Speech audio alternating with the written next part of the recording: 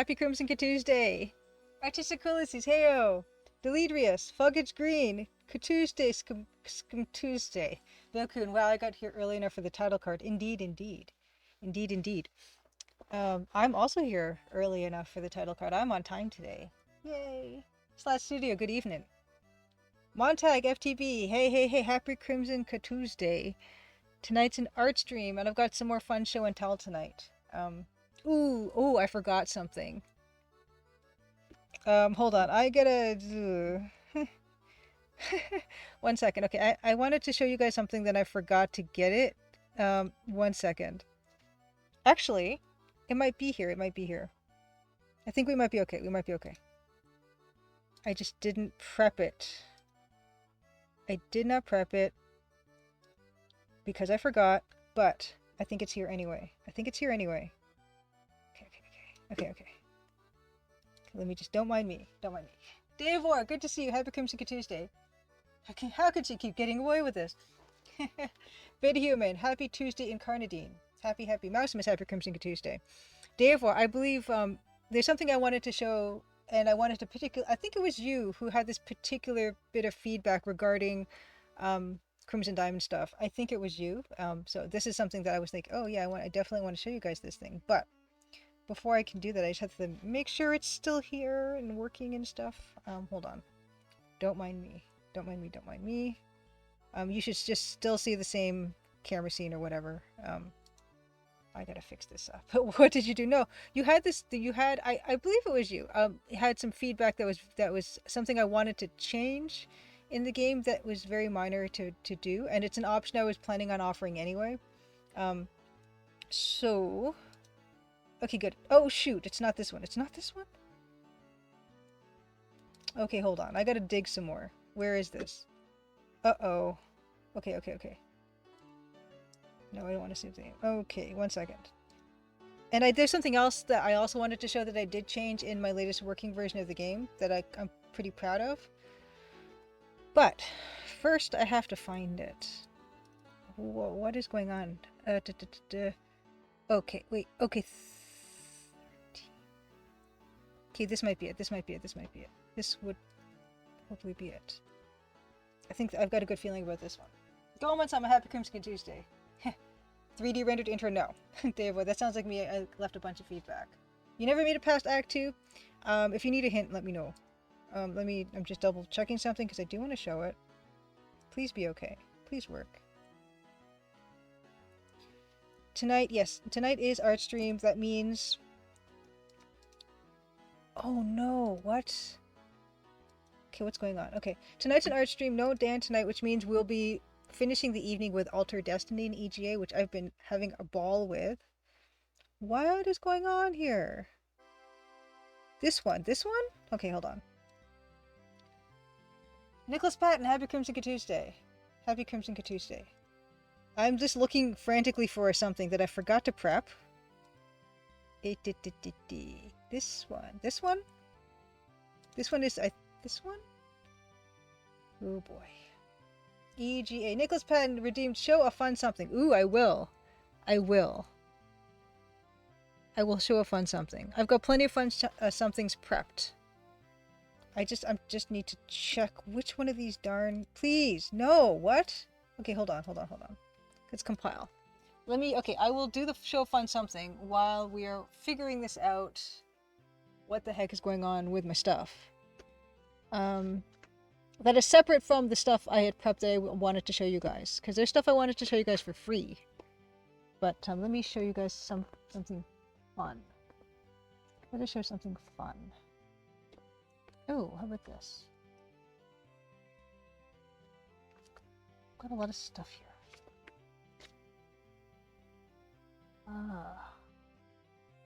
Oh no, that has my... Let's do this. Was it really heavy? Okay. Let me just try to do this one more time. And then... This is bizarre. Oh. Okay, I might have to download something. Yes, free show and tell us. Disaster Squad, happy Crimson Tuesday. If there's one thing I got sick of drawing over 3 years, it's wood green. Okay, I think there's a problem and I need to grab something off the internet. And then I will do the show and tell. Yep, I do. I need to grab something off the internet. Don't mind me. Don't mind me. Nothing will change in terms of what you're saying. Don't mind me. I need to do something. But yes, on my tweet I mentioned rock hounding, which I did do a bit of a rock hounding trip up in Northern Ontario, and I want to tell you guys about that and show you some fun stuff that I acquired. But first I do need to grab this. And Trash Cutter, yes, happy Crimson Tuesday to you. I don't know if I already said that. I'm a bit beside myself right now trying to prep something I should have prepped. Cosmic Void 3, happy Crimson Tuesday. Let me grab the thing I want to grab. Adventure Game Studio stuff. Stuff is backed up everywhere, but AGS working stuff. Let me download my own game. Download my own game. That's modified. This is a shambles. I came on early and I was really excited to come on out on time. Okay, oh, this is it. Okay. And then I just messed it all up. Okay, downloading my own game from my Google Drive. Okay, perfect. Okay, we're going to leave that to download for now. Then I'm going to do Nicholas Patton. I'm going to do your redemption. Thank you for the redemption. It's a fun... Oh my gosh, there's just a stack of stuff here. We're going to do a VHS. We're going to do a fun VHS. This is something I've had on the desk for a while that I've wanted to show. Okay, you're on your phone. Okay, you think you did. Oh, can't hear. Okay, well, fair enough. I'll say it again. Happy Crimson Tuesday, Trash Gutter. Okay, here is the show and tell. It's a VHS I dug up. A VHS that I'm very fond of for a lot of reasons. And I wonder if people will have the same opinion about this, because it's from a series of movies and particularly beloved by huge nerds like me. And what we have here is the VHS widescreen edition of The Wrath of Khan, which I really love. Wrath of Khan. I love it tremendously. Ricardo Montalban, fantastic. Charismatic, also was in Columbo as a murderer. And I don't know, I would like this one quite a lot, but I still feel like I like Star Trek VI, The Undiscovered Country, just a little bit more. And then this one is the one I like second best, and the whale one third probably. I don't know how you guys feel about that. I really love Undiscovered Country. It's a beautiful send-off. Christopher Plummer is formidable and charismatic and wonderful as always. But I do have a lot of fondness for this one. My dad loved Star Trek. That's why I first, got exposed to the Star Trek stuff. So I'm sure I've got a lot of nostalgic memories about that as well. And I rewatched this recently, and there's something still magical about this. That Trinity, the Holy Trinity of Spock, McCoy, and Kirk. They're all really good. All really good together. Common Panzu, happy Crimson Tuesday. Bill Kuhn says, Vintage Computer Project tonight is trying dot matrix printers. Ooh, I remember mine. I had to order tractor chain paper from Amazon over the weekend. They still sell that? That's amazing. Reinstalling Windows OS on a near vintage laptop. I finally remember my dot matrix printer. That paper, the tractor chain paper, which I didn't even know the name of it, but that stuff would give you the wickedest paper cuts. Con! Ooh, Deletris agrees that 6 is slightly better than 2. And Montag FTB says, the scene with the bugs crawling into the air stuck with me for ages. You know what's really cool about that scene, Montag FTB, is I watched it recently, and, we think that it's actually going into the ear, but what's creepy about it is it goes into, this part.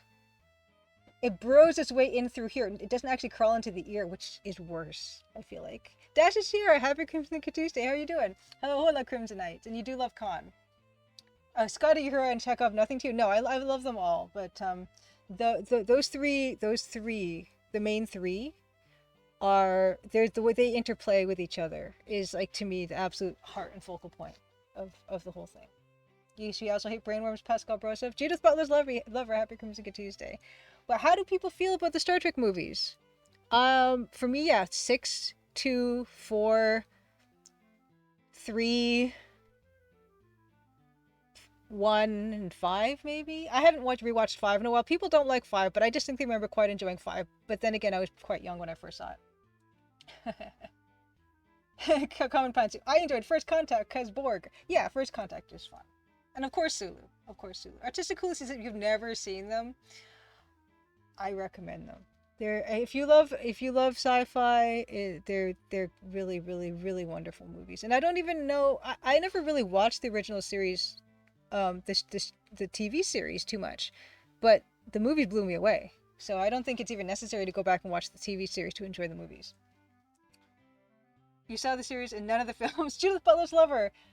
Totally recommend Wrath of Khan.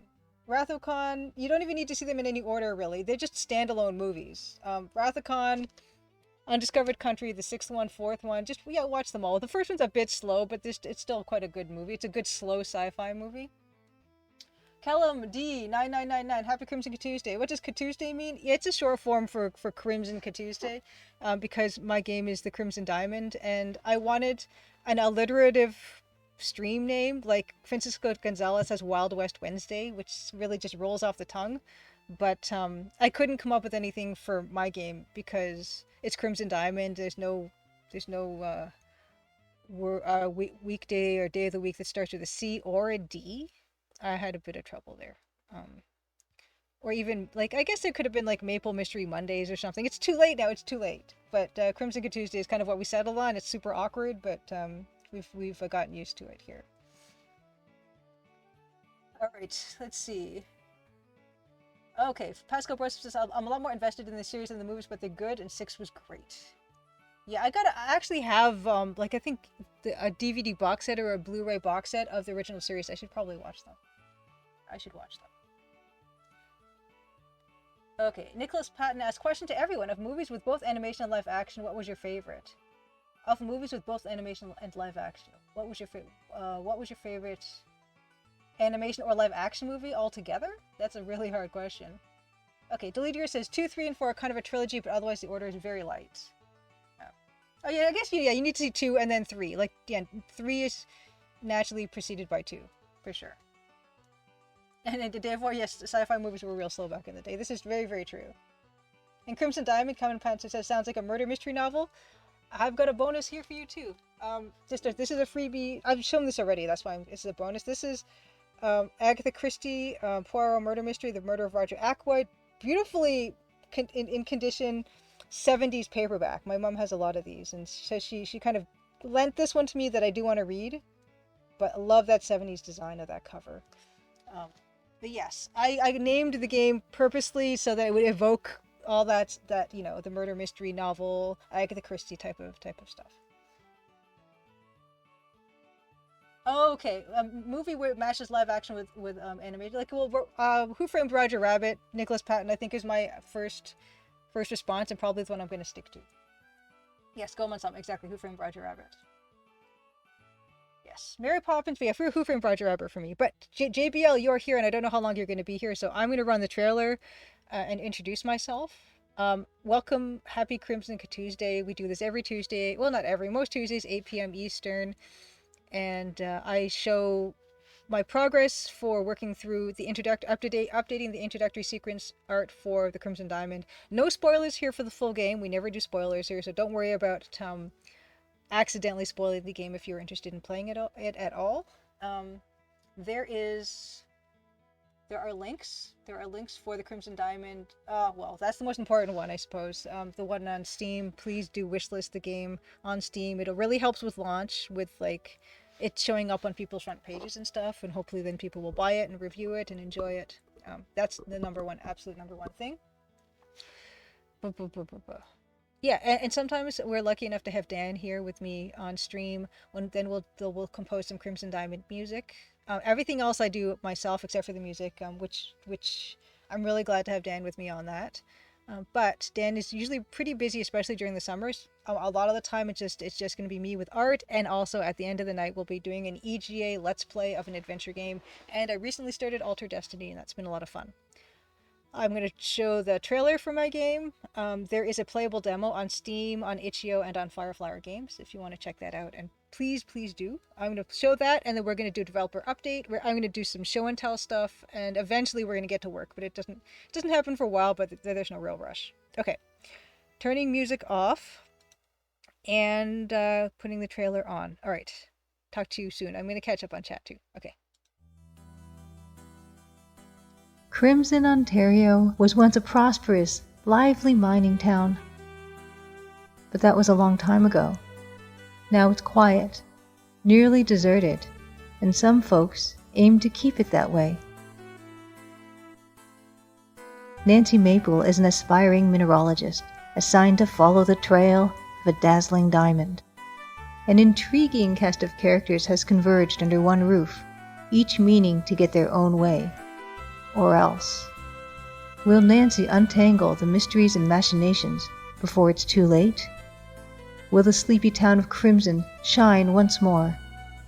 Find out in The Crimson Diamond, an upcoming adventure game by Julia Minamata. The Crimson Diamond demo is available on Steam and itch.io for Windows PC and Mac OS. Here we go. Okay, Pixel Turkey, good to see you. Happy Crimson Tuesday. Thank you so much for the resub. Wonderful, wonderful. And yeah, Callum MD9999. Of course, my pleasure to explain stuff. I don't mind. Like, ask me any questions. I don't mind answering questions. And even if I've heard them before, like, I'm always pleased to answer them, because the best case scenario is like people are coming in new to my stream, and that's wonderful. And I want to make sure everyone feels super welcome. So welcome again. Let's see. Catching up on chat. Oh, and music. Catching up on the music. Putting music back on. You also don't know how long you're going to be here, JBL. It's all good. Okay. Yes, sometimes Dan is lucky enough to have us here. Nice. Okay, great. Ambersine, happy Crimson Tuesday. Good to see you as well. Pixel Turkey, yeah, and I also know you're working on your own game, and I'd love to see that sometime. The work in progress and stuff like that. Okay, developers update. Super excited. Finished all the assets for Chapter 6. Completely finished all the assets for Chapter 6. What I'm doing now is I have to go back and polish and test that third section of Chapter 6. Yeah, it feels kind of like a milestone. I started playing through... Wow, that music's really low. I started playing through just to test the game overall, because I kind of forgot what the rest of the game looks like, because I've been really laser focused on this one small little section. And yeah, it's going well. And I also added that the museum basement storage section we did together on stream, and I had to create a new sprite for the professor. I did do that, and it's a good preparation for the scene we're working on tonight, because I'm going to need to do a close-up version of him as well. So I've got some reference photos for that. Okie dokie. Deluxe Tux, happy Crimson Tuesday. Oh no, you've had no power after a storm for 4 days? Oh my god, that's horrible. I hope things are better now, Deluxe Tux. Just got back home from work, was out late. Nice. Okay, well, happy Crimson Tuesday, good to see you. And I hope the rest of your week is better than the start of it. Yes, it feels like a milestone / studio.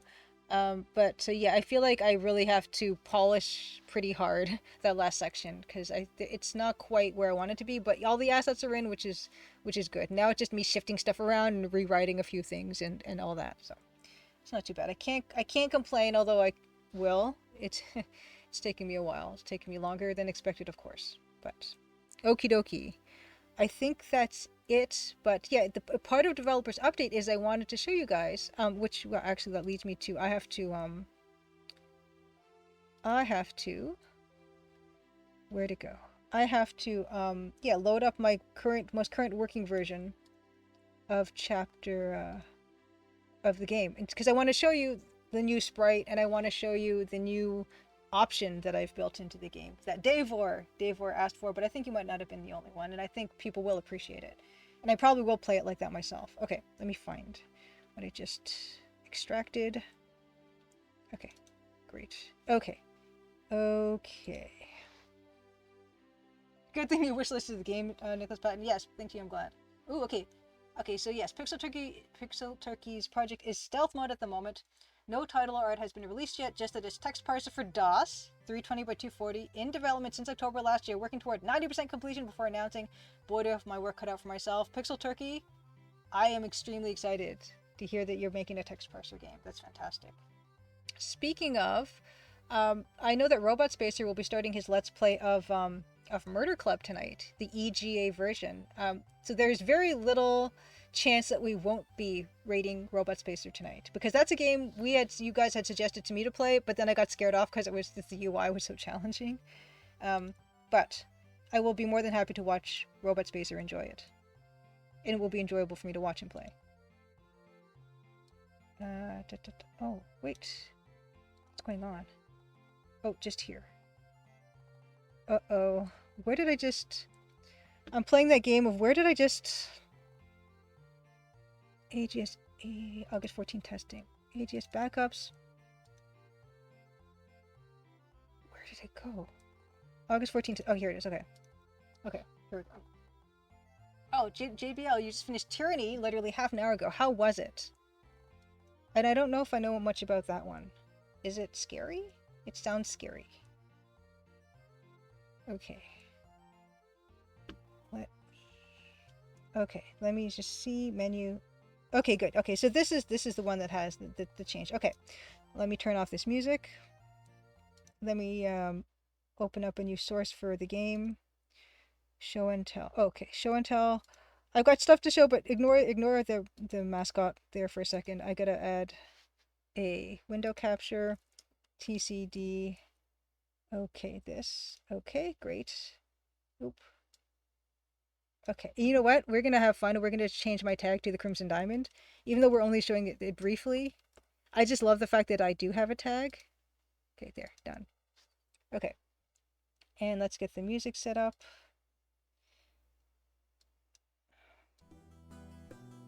Tell me if it's too loud or not loud enough. Things like that. Oh, okay. Ooh. Bilkin says, by the way, I found someone who has uploaded the whole script of the Colonel's Bequest to the internet. Okay, that's really cool. I gotta open that up in my tabs. Fantastic. Okay, good. I've got that saved now. Okay, great. Thank you, Bilkin. That's fantastic. Okay. Okay. How is the volume level for music currently? Yes, Deluxe Text have a habit of saving files and promptly losing them in some subfolder. I love the Windows feature of quick access, where you can just access like your most recent files. I use it all the time. Okay. JBL says, Tyranny is a CRPG from the same studio that made Pillars of Eternity 1 and 2. Honestly, I'm mixed on the experience. I really did find some things about it interesting, but there was just not enough of them. Gotcha. Was it a long game then? Okay, how is volume?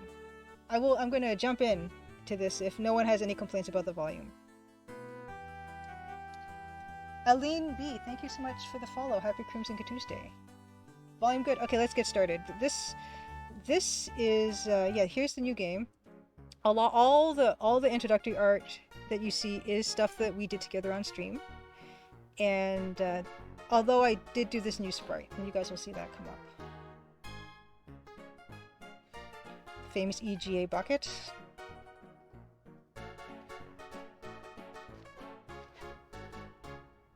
And you guys are seeing this, right? I'm not... Yes, okay, good. Whew. Eileen B, happy Crimson Tuesday. Long-time lurker, first-time chatter. Well, thank you for chatting. Of course, I love lurkers, too. So please feel free to continue to lurk. And here's our guy. Here's the new sprite there in the doorway. I have not done the speech portrait yet, because we need to do the view of him together, where he's the close-up scene. We need to do him together, and then from that, I'm going to base this speech portrait. That's why that's not done yet. Yes, Deluxe Text CB script, Colonel's Bequest script contains such zingers as there's no reason to do that, and there's nothing there. Oh, very short, 30 hours. Okay, that's pretty long, short for a CRPG, but long for just gameplay in general, I think. Ah, Mr. Kiki, hello. I just found out about Adventure X Con is back on in November. Is anyone going? Mr. Kiki, I am going. I have my ticket. I've got my flights and my hotel booked and all that. I'm very much looking forward to it. Yes. Okay. Look at the scene and all in the game and everything. Donald Sutherland, interesting, Mousimus. Yeah, I my initial thought was actually, well, I'll show you guys what I have in mind. Okay. But here he is. He even walks. He even walks. And then he does bring that out. And this part, yeah, we're actually doing this scene. So that's where we're going to get the close-up of him. And I do have some visual reference. And I was not thinking Donald Sutherland, but that's another very good reference point. I'm part of... Half of my reference was Christopher Plummer. But also someone came up with Jim Broadbent in his like Slughorn role in the Harry Potter movies, which is also really good. But I did add beard to him. Okay, Foggy screen. I'm too careless about versioning my files to use Windows recent files. I wouldn't know whether myfile.txt is from the folder newest files or newest files version 2. Got it. Oh, Davor is also going to Adventure X. But yeah, this is the scene we're working on right now. Anyway, I'm not gonna have you guys... Oh yeah, actually, the other scene comes back again. Here we go. Oh no, he's back to being his old self there. I gotta fix that. But anyway. Oh, and it looks like I do have to have a version of him flipped around. Okay, anyway. There that is. And yes, now onward, I'm just gonna skip all this.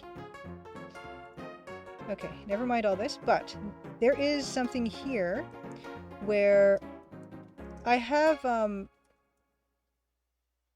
okay, that doesn't do anything. Okay, if we talk to people and it's sort of like a game progression action, there is this visual cue for a note has been added to your notebook. Okay, so we've talked to Kimmy. That's the note that was added to our notebook. But I believe it was Davor who mentioned that they would like that to be toggleable off, which is what I did. It didn't really take too long. Here we've got an additional option. For visual cue for notes, we can turn that off when we talk to Margot. There is no more visual cue for notes. There we go. I was going to do it anyway, but I was reminded, as I started to replay my own game, I was reminded, and I do find them obtrusive as well. I just like them there for people who, you know, either for, you know, it's for accessibility reasons. If you don't play with the music on or you have hearing issues, things like that, I wanted a visual cue, not just the audible cue. And now both of them you can turn off. If you really want to, you can turn the music volume off, you know, or sound effects off and not get the audio cue, things like that. Yeah. Yeah, it's a good option. It's a good option. That's thanks to player feedback. Never noticed Nancy's hand animation before. Her hand animation, like she kind of like waggles her arms a little bit back and forth when she walks. Okay, but that's that. That's the only, I think that's the only new stuff I can really show. I have shown you guys that there is a pause button now. I'm very proud of, but I showed you guys that last time. Everything just pauses. That's all that. But anyway, those are the two things I wanted to show. Is we now have this visual cue for notes on and off, as well as a bunch of other options here listed. Okay, now that that's done, oh, I'm gonna close this up. I'm going to, oh no, not biomed. Oh, that reminds me. Let me turn the music back on. I did go back and replay the level of Biomenace that we played together, and I've saved 6 lives for myself for the next level. If anyone wants to redeem Biomenace, I've already done that homework, and we can go into the next level with 6 whole lives instead of me being just running on fumes, basically. Okay, Judith Butler's Lover says, by the way, Julia, if I didn't mention before, a game I think you'll love is called Pentiment. I played it so I can vouch for it because it is one of my favorite games ever. Yes, I've got my eye on Pentiment. I'm very interested in Pentiment for sure. Oh, Mr. Kiki, this is the first time you're seeing some of the backgrounds coming along nicely. Thank you. Yeah, it's a lot of work. Oh my gosh, so much work. Okay, moving onward. It's time for show and tell. It's time for show and tell, and not Biomenace. Not Biomenace. Go away, Biomenace. Where is that? Where's Biomenace? This, nope. I want to turn off, oh, it's this one. Okay, right. Okay. Yeah, Deluxe Talks. Back in my day, you ran out of lives. You had to start over at the beginning, you kids with your fancy continues and save states. I'm not using save states yet, but I will never say never to that. Okay, let's get into it. Rock hounding. A couple weeks ago, I attended the Bancroft Gemboree, which has been going on for 50 plus years. My parents took me and my sister when we were kids, and I don't know if that's what started my fascination with rocks or what. I don't remember going. I think like I was pretty young probably. But yeah, I did get to go. And ever since then, and ever especially since developing Crimson Diamond, I've wanted to go again, wanted to go back. And this year I finally did. And I had a ball. I had a super, super fun time. There were wonderful, like tons and tons and tons of vendors. In fact, a vendor is where I got my wonderful almondine garnet that I showed you guys last stream. A bunch of other stuff, met a bunch of wonderful people, attended 2 really cool talks, and went actual, honest to goodness rock hounding. And that's what I'm going to be showing a bit of today. Grindislav, happy Crimson Tuesday. How are you doing? Now, I mentioned Grindislav earlier as the person behind Wild West Wednesdays, the wonderfully alliterative Wild West Wednesdays. Grindislav, of course, is developing a Rosewater. Please wishlist that game.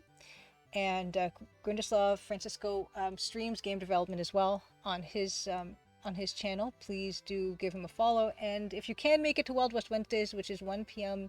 Eastern on Wednesdays, I always try to show up there. So that's that. Eileen B says, a Biomance's menu font looks exactly the same as the one from Commander Keen's 4 and 6. I would not be surprised, Eileen B, A-line B, because that Biomenace is built with, I believe, the Commander Keen 4 engine, and of course, and also the same company, Apogee. There's probably a lot of familiarities, a lot of similarities.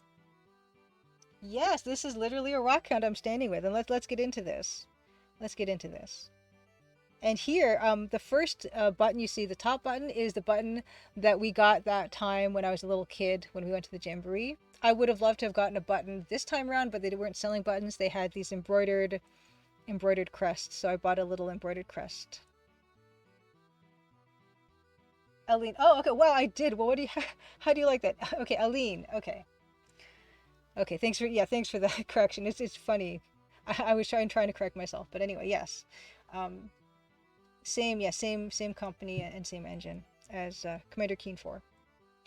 That it was wonderful because I did end up wearing the button on my purse and showing the people who work there, and they seemed impressed that I had it. And here are just one of the many displays, a wonderful variety of minerals, like big ones, small ones. My favorite were like the little tiny samples. I bought some wonderfully cute little samples that are beautiful, and they were very reasonably priced. What I like about rock hounding and as a hobby is it can be as expensive a hobby or as cheap as a hobby, as cheap as free really as you could possibly want. There's a whole range in between that. And here is the site that we went to. This was a guided tour. What was wonderful about this was it was a guided tour to this particular site, and the tour guide was very knowledgeable about the area, knowledgeable about the mineralogy, provided all the equipment that we needed. So we didn't need to bring any of that stuff ourselves or buy any equipment or anything like that. And we got to gather samples of our own and take them home. We needed to fill out waivers ahead of time to be allowed to do that. But it's great because I actually got to have that whole full experience of going to a site. This one in particular is called the Schickler Occurrence. And the Schickler Occurrence is, it's Northern Ontario. It's kind of like the Bancroft, Wilberforce area, Northern Ontario.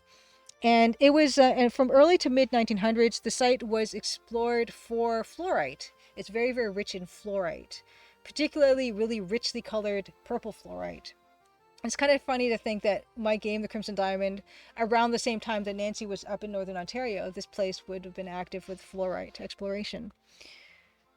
Let's see, what do we have?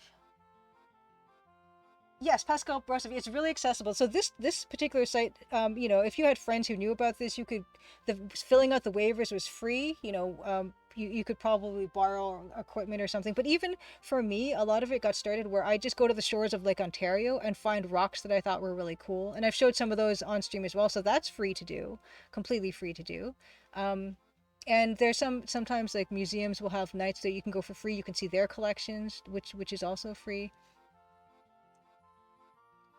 And here's something I wanted to show. This is the ground in this area, this immediate area. And if you look closely, you see what, in fact, what I'll do is, I'll kind of zoom in on this. Hold on, I will zoom in on a certain area. But if you look closely at this, you'll see that you've got some very on rock-like looking bits. You've got some blues and some greens in the soil, and what that stuff is fluorite. You can kind of see it in other parts in this if you look closely, but yeah, it's very rich in that particular mineral. And I was really happy that there were other minerals there as well, and I'll be showing some of those at a later date, but fluorite's like the star of the show in this particular area. And what's great about fluorite, another great thing about the sliding scale of collecting and expense, is fluorite is, it's known as a good starter mineral to collect, because you can get beautiful, rich colored fluorite that is very crystal clear, that is very inexpensive actually, like relatively inexpensive to other stuff. And I'll be showing some of that stuff too. Okay, here's my site where I was digging from. You can see that there's like a nylon kind of a brush, a collection bowl, which is where I put my stuff in, and a trowel. You can dig into like the soil here and everything like that. That's how you get started. And then you sift through it with this mesh sifter to get rid of all the fine dirt. And our tour guide John, he instructed us to look for geometric shapes. Even it's hard to tell because everything was covered in dirt, but that was a good indicator of like maybe you want to rinse these things off, which is what we had a bucket of water for. In the bucket of water, you'd rinse something off, you'd scrub it off with a nylon brush and see what you have. And a lot of the times you just needed, if it was a big clod of dirt, wash it off and see if there's anything to that. And that's the whole process, basically. Very basic, simple process. We didn't. He brought a big pickaxe that was almost as big as the one the rock hound was holding in that picture, but he didn't need to use it, in fact. And here is John showing what other minerals and stuff were present. Rick V10, thank you so much for the follow. Fantastic. Oh, well, I have the notifications up twice. Well, that's okay. But yeah, John had, and what's kind of cool is John. I mentioned talks at the Gemboree, and John gave one of the talks that I actually ended up attending. And then the next day, he was giving the tour, which was not even directly related to the Gemboree itself. But here is what he had drawn in terms of stuff to look for. Apatite, red and green, which I did get a little bit of, and I'll show you guys that stuff maybe next week or something. Scapulite, which has a different shape, and I think I picked up a bit of scapulite. Calcite being beige, the purple fluorite, of course, and the rusty beige of the feldspar. And I did pick up samples of all those different kinds of minerals. And John was super, super helpful about helping us identify stuff and things like that. Ooh, Aline B says, Julia, have you ever been to the Harvard Museum of Natural History down in Cambridge, Massachusetts? It has a really gorgeous mineral collection along with an impressive exhibit of plant samples made of blown glass. I have not been to the Harvard Museum. That sounds really cool. I've been to the Smithsonian Museum and I saw the rocks and minerals there, and those were spectacular, but no, I have not been to the Harvard Museum. I'm hoping I can go to some museums in London. I went to the British Museum when I was at Adventure X in 2019, and they have an incredible mineral collection. I'm hoping to go to other mineral museums as well when I'm there. Greg Best 90, happy Crimson Tuesday. Good to see you. Oh, and that's the end of that particular one. I have another one here. This is one of the pieces that I collected of fluorite. Quite a healthy size of fluorite, and you can see some of that purple in there. A pretty big chunk. I can show that I've got it here.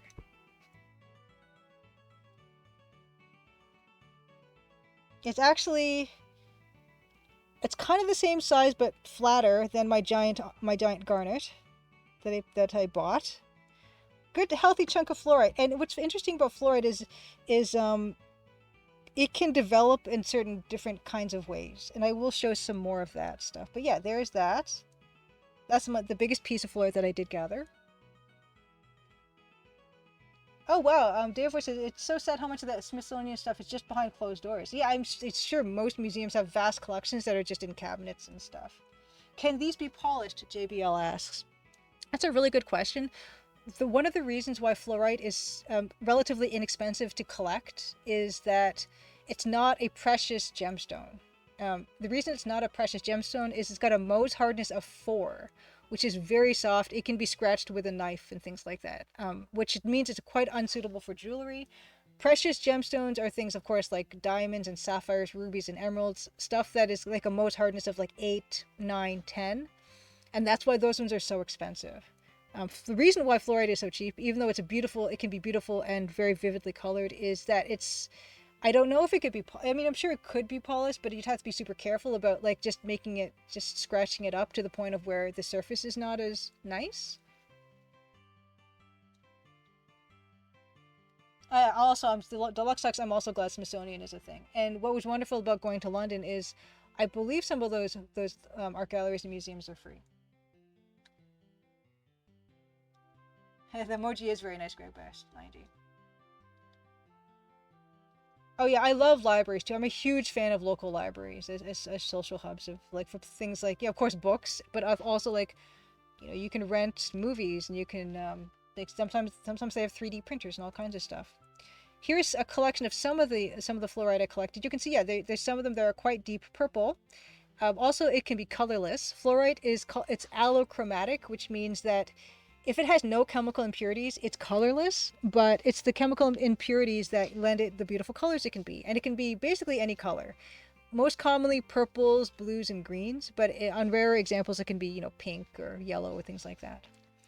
And at the bottom of this, you can see the bottom left here, there's a kind of a yellowish white chunk with purple in it. And what that is it's this, and this is the way that fluorite can occur. You can see there's a purple in here. This is calcite, the white. And calcite is also a mineral that is pretty vulnerable to things like acids and wear and tear and everything. And so a lot of the fluorite can occur like this, and that's why it's kind of got that rumpled appearance.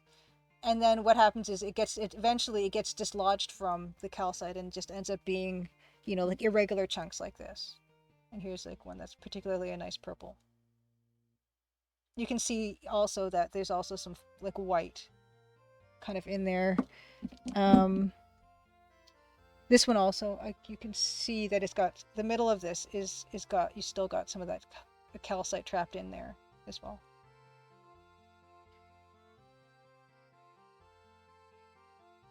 Yeah, Dave says, my understanding is that you don't really want to go below amethyst for rings. Yeah, like quartz, oh shoot, didn't want to do that. Quartz is, yeah, relatively hard. Again, so I think quartz is a 7 or something. Yeah, you don't want to go below a 7. You can, of course, make jewelry from those other things, but you just, of course, have to be very careful with them. So yes, example being rings and bracelets, definitely not softer minerals. And also things like malachite, which is also very soft. But stuff like maybe necklaces is okay for occasional wear, earrings where it's not scraping against stuff all the time. But yeah, definitely stuff like fluorite is not cut out for that.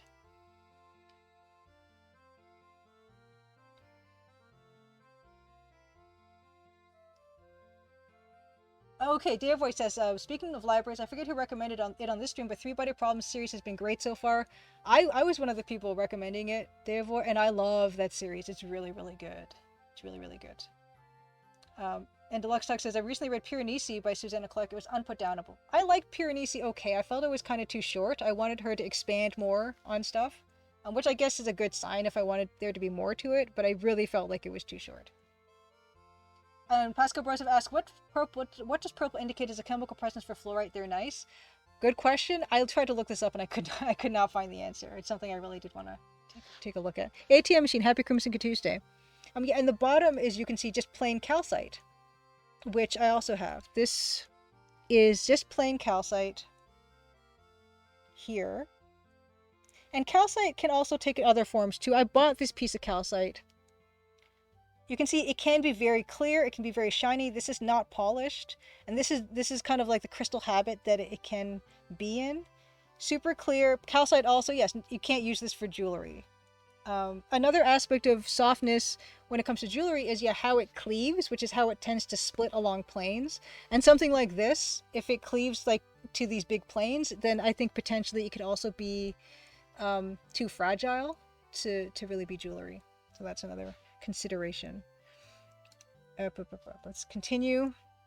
Yeah, here are just some close-ups with some better lighting. Like this lighting I've got right now is not that great, but close-ups with better lighting of some of those specimens. This is a piece of fairly colorless fluorite. And Deluxe says, today at lunch I cracked into The Priory of the Orange Tree by Samantha Shannon. It is a thumper. Nice. Eileen B says, I have Jonathan Strange and Mr. Norrell by Susanna Clarke on my recommendation list. Is that a good book of hers to start with? Piranesi was my first Susanna Clarke book. I've not read Jonathan Strange and Mr. Norrell, which I know that's like her big one. But yeah, Piranesi I thought was pretty good. I really liked the setting, but yeah, I don't know. I kind of felt like I wanted, yeah, some characters to be explored more and the setting to be explored more. All right, moving on. Yeah, and here's that piece of you can see the indication of the fluorite in the calcite there. Then this is just the calcite. You can almost see like the planes that it's breaking itself down naturally in. And there's that. That's number 2 slideshow. Number 3 slideshow is this piece. This is a piece I did buy a while back. This is also fluorite. And you can see it's kind of really hard to tell, and it's not really easily to capture just with photos. But I've shown this piece of fluorite before. It's spectacular. It's kind of got like a dull grayish blue look to it. Here it is. And you can see as it shines in the light, it's got these crystal planes. Now this is not a result of shining, of polishing. This isn't polished. You can only imagine if they tried to polish this, how hard that would be with all these little surfaces. It comes out of the ground like that, which if you've ever seen videos of quartz coming out of the ground, it comes out and it's shiny. It looks like it's been polished and carved, but it really hasn't. And that's kind of the beauty, amazing beauty, natural beauty of a lot of these crystals. But yeah, it's kind of, I wish this was easier to show. Maybe on the back where it's not as shiny, you can see that it's kind of doing a cube-like thing. Really, really beautiful. That's something I did buy. I did not collect that one. That would have been hard to collect. Okay.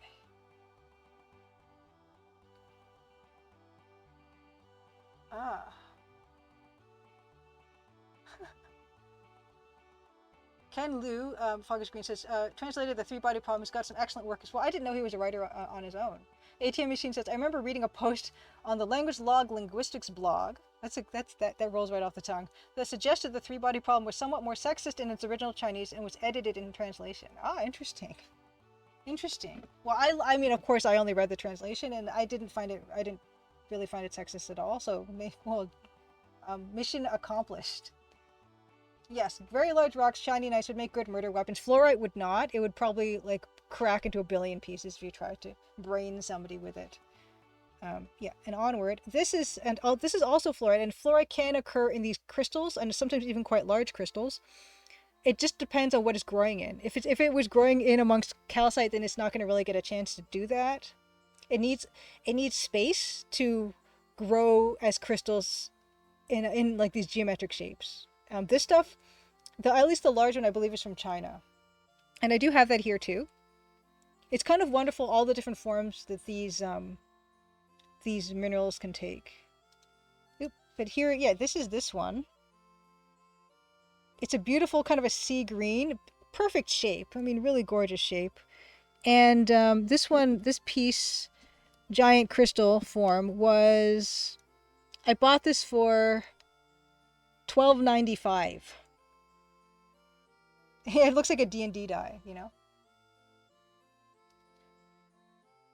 Professor Plum with fluoride in the library. Wait, videos, what these quartz monsters emerging from dwarven deep mines? On the stream, that crystal color looks like EGA teal. Yeah, beautiful. Yeah, I love that color so much. Mo's murder hardness scale. Deluxe Tux, it's cool you got the rocks now, but how did you defeat the Balrog? He was on vacation when I went. Yeah. Oh, nice. Okay, Foggy Screen says, I enjoyed Ken Liu's short story Mono Nana Ware? Mono Nana Ware? Or Mono no Aware on LeVar Burton Reads. The Paper Menagerie was also excellent. Nice. Oh, Dave said, I felt the portrayal of Shang Jin, I don't know how to pronounce Chinese names, I'm sorry. Chang Zin's problems were pretty sexist. I can't remember now. It's been a while since I read them, but I'm open to the possibility. Okay, that is those, and this is something else that people do with with minerals. Like they'll carve them into these obelisks, and you can see I bought this really beautiful example of seeing the different, you can see that there's a deep teal color in there, there's a purple, and it's really a spectacular amount of colors and variation and banding. And yeah, the far right one, of course, is the purple one that I collected myself, and the one on the left, you can almost see that there could be suggestions in the purple one of some of those cubic shapes, but not nearly as well developed and nice. Here is that obelisk. In fact, I'm gonna have to turn off the chroma key for this.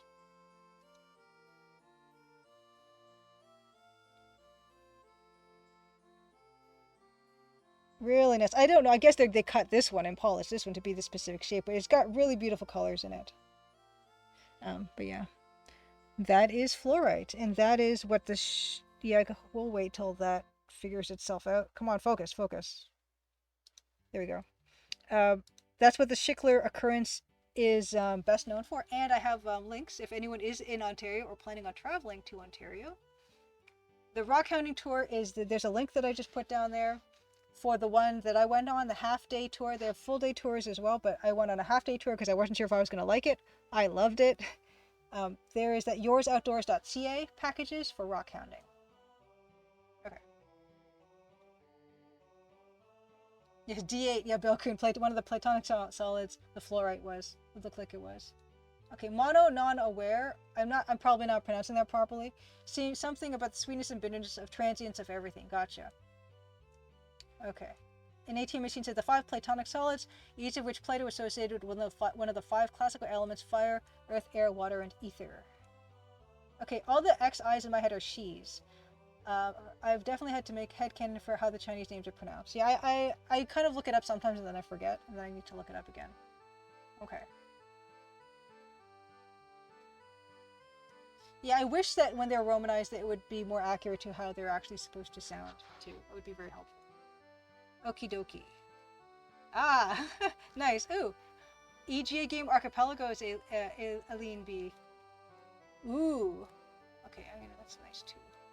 Yeah, the obelisk is kind of cool. It's just a nice way to just be able to stand something up and just get to enjoy the color, really.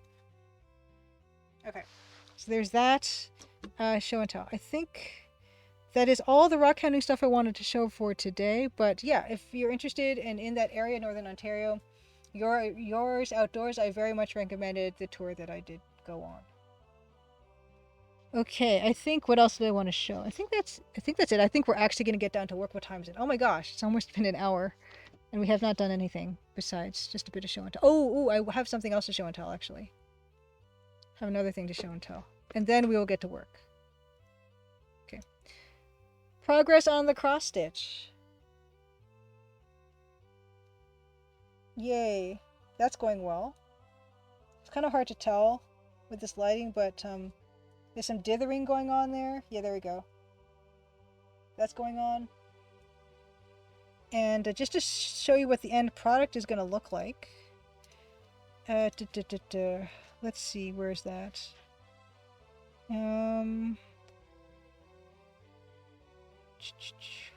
Oh, there it is. Yeah, this is the project that as it's going to be ending up looking like. I don't know if I'm going to do all like the teal background. That's a lot of extra stitches, but anyway, just started in on this string part or something. But it's been good. It's been a good time. I enjoy stuff like this. And the last thing I wanted to show, because I'm just looking at other stuff, is I do want to again show real quick that I am on a collaborative Let's Play with the Level 0 NPCs on their channel. And I think, didn't I? Oh yes, I did. I have links. I have a link. This one. Yeah. On their channel, we've been playing the Colonel's Bequest, which of course I have a very huge fondness for. It's not an efficient playthrough. It's mostly some friends like talking and talking about various things and kind of enjoying the game together. I've been having a lot of fun with it. You can see in the upper graphic, I am a rogue in the NPC cast, which I love. Matt, the guy on the far right, drew those, and we're on parts. I think we've recorded like 6 episodes of that by now, and it's been a lot of fun. Okie dokie. Okie dokie. We're actually gonna get to work today. Like right now. Who would have thought? Okay. There is this. Oh, let me just check. Okay, good. Didn't miss anything yet. Okay, you should be seeing Photoshop now. And you can see I did pick out some Christopher Plummer in Knives Out, which I love that movie very much. Ah, JBL says a strangely very faithful interpretation of the Platonic solids is in the kids' animated TV show WITCH, which... Oh, Bill can ask, is the drawing of Laura meant to be in Nancy's eavesdropping pose? That's a very good question. We actually asked Matt after the fact, and he said actually not, which is kind of funny because they do. It's a very similar pose for sure. Christopher Plummer was so wonderful in this movie. Rest in peace, Christopher Plummer. And this is where we were, and this is this thing. Oh, you know what? We're not going to get to him anyway, but yeah, we're not going to get to him anyway, so I don't need to figure him out yet. That's going to come much later. But I did want to show you guys, yeah, here's the kind of guy I was kind of thinking for this character, although not dressed like this, more dressed informally like this. And so Slughorn with a beard, basically, was what I'm going for the professor. Well, Holton, happy Crimson Tuesday. Wonderful to see you. Wonderful, wonderful. Yeah, Aileen, this is from the Colonel's Bequest, and I'm going to be putting it in my version because I love the Colonel's Bequest.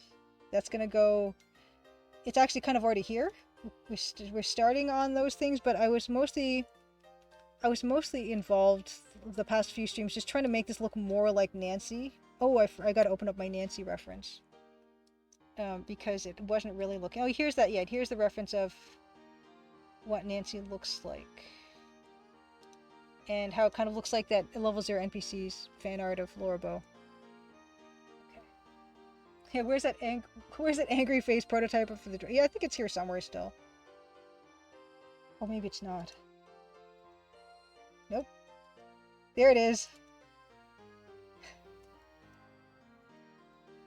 Yeah, there's going to be a bit of animation happening where her boss throws the newspaper onto the counter and scatters the Colonel's Bequest gems, and then Nancy's not happy with that. So that's the vague idea of what we're going to be accomplishing with this scene, but hopefully a little bit, you know, more looking like her.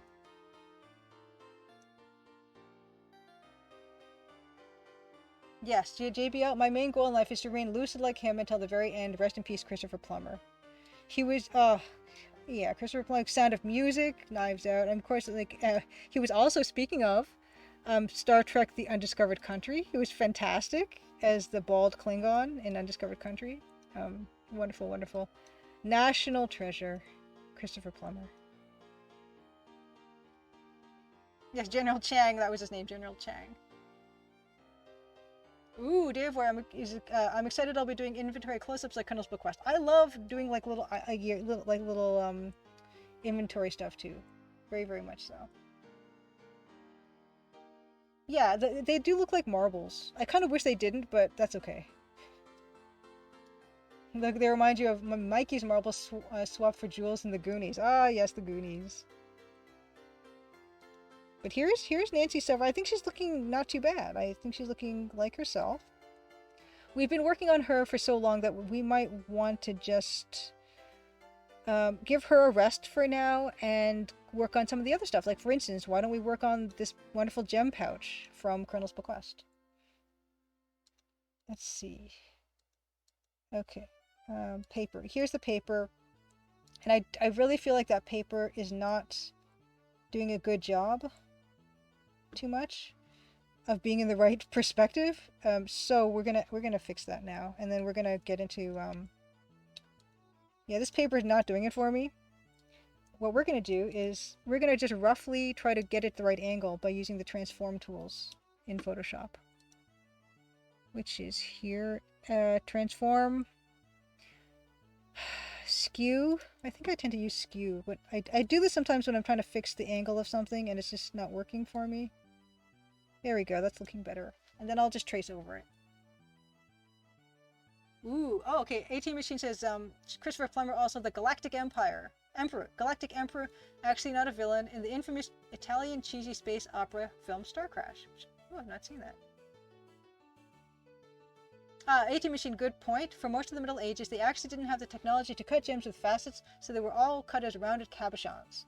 Yeah, like kind of like dome shapes. Or kind of, yeah, not like marbles necessarily, but I know, yeah, totally what you mean. It's a very good point. Very good point.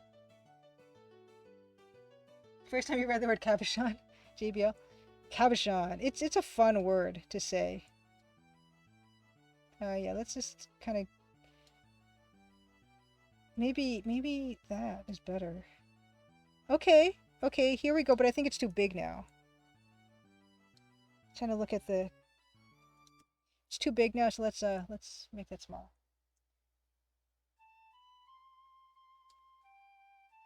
The cutting tools they needed to figure out was cutting tools and techniques, I suppose. Meepy and Happy Crimson Tuesday. And I should know the answer to that, but I forget. Okay, that's better. Okay, from that, I am going to just trace over that piece of paper because it's... well, you know what, actually, let's just... We needed to make it a little smaller anyway, so let's just erase bits of it until it looks fine. So I think before they would more grind gemstones down, or just find them naturally in that shape, potentially.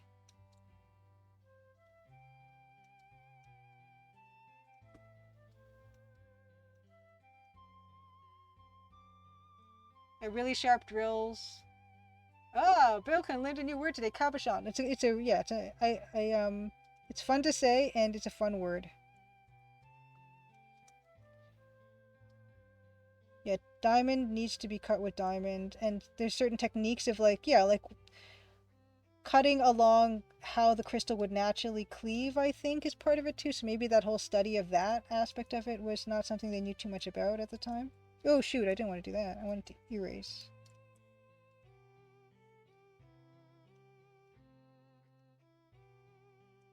Okay. Transform tool changed the game for it. Did. I use it a lot when I'm just trying to get the right vague perspective just so I can see what I want it to look like.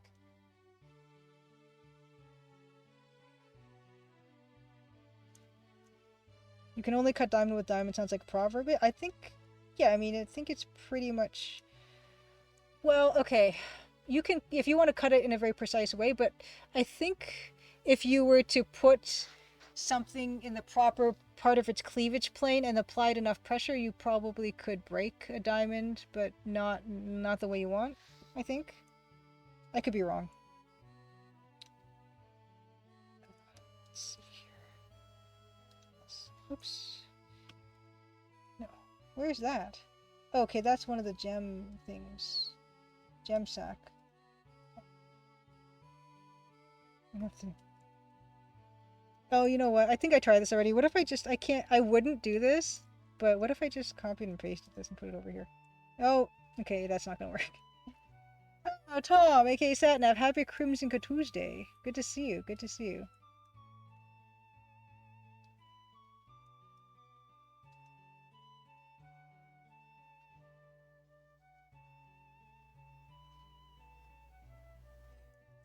Oh, there's a Croatian proverb, JBL says, a peg is dislodged with a peg.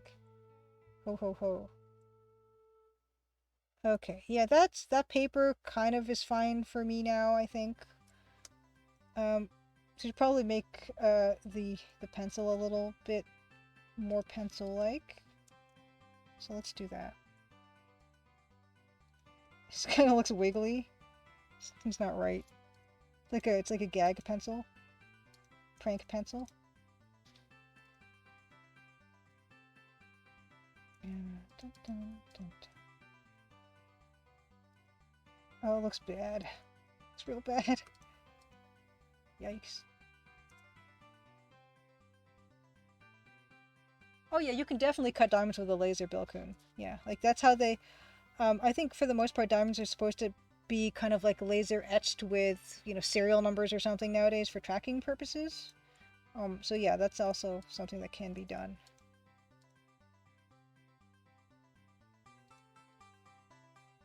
I know that Canadian diamonds, they would do that and say like this is a Canadian diamond, and it would have a number, and then if you were to enter that number into the database, you would get to see the whole trail of where that particular specimen was mined and processed, and etc. etc. etc. There's only so many pixels I have at my disposal. Maybe it needs to be a hexagonal. Ah, that's pretty good. It's a hexagonal pencil.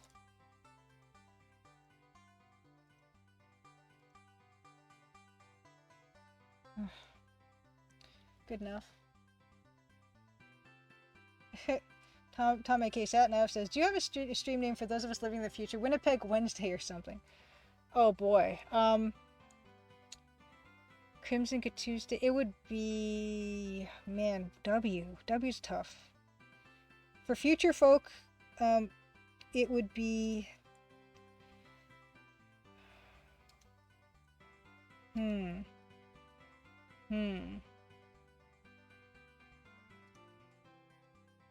I'm not good at naming things, I think, is the takeaway for this.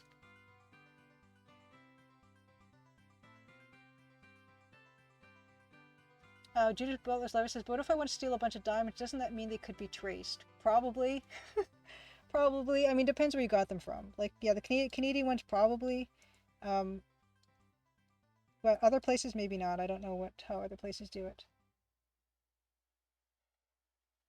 Okay.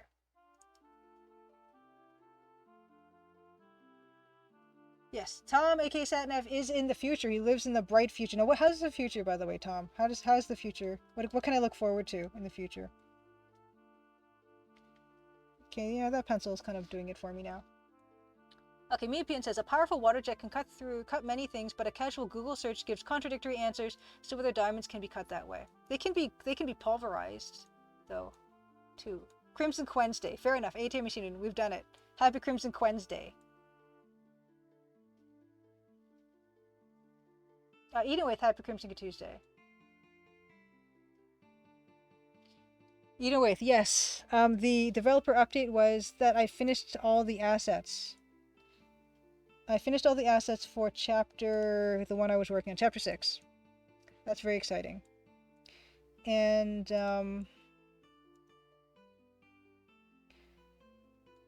paper has a width. And, I'm just now polishing and testing chapter 6, and then it'll be end of August. Will be hopefully everything up, including chapter 6, will be complete. Thank you, Edenway. Yeah, congrats on finishing chapter 6 assets.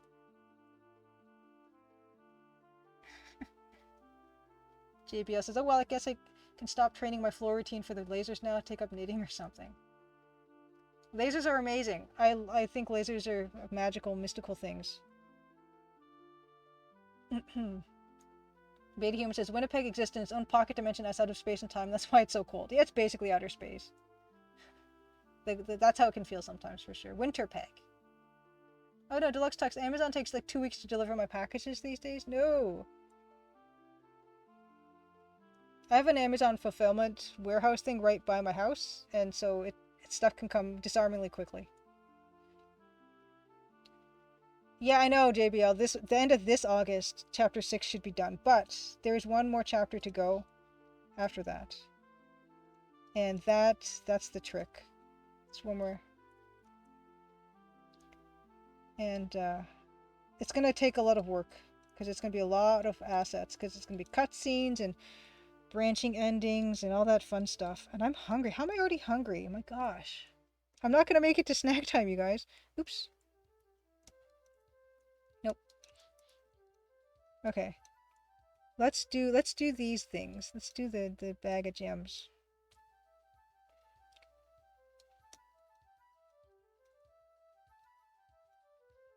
This is a GIF. Okay, we should watch the GIF. This GIF is precious. Of Christopher Plummer. Rest in peace. Hold on, I'm gonna play this for you. Animation. Where is it? Window. Where's the animation window? Is it timeline? Okay. Oh, that's really slow. Why is it so slow? When he goes, I'm so old. It's his birthday in the movie. Yeah, the fun part, beta testing and bug fixes. I know. I'm not looking forward to it.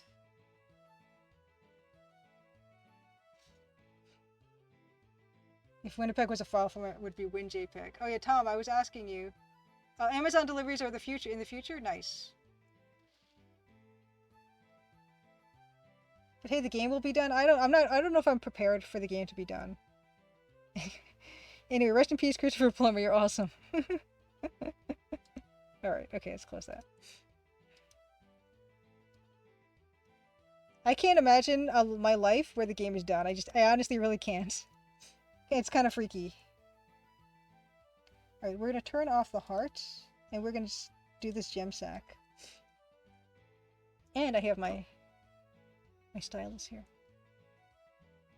Yeah, you will have to start making a new game to keep streaming, and it has to start also with a C. Oh no, you're right.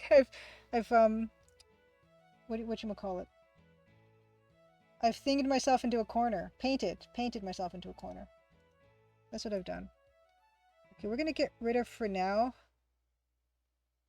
We're gonna get rid of for now this gem because it's kind of in the way.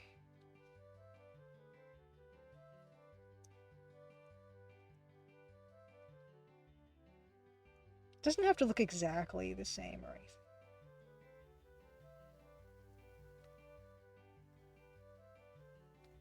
anything. I feel like I also want it lower down. Yeah. Christopher Plummer, Eating Way, says was born in Toronto, Canada in 1929.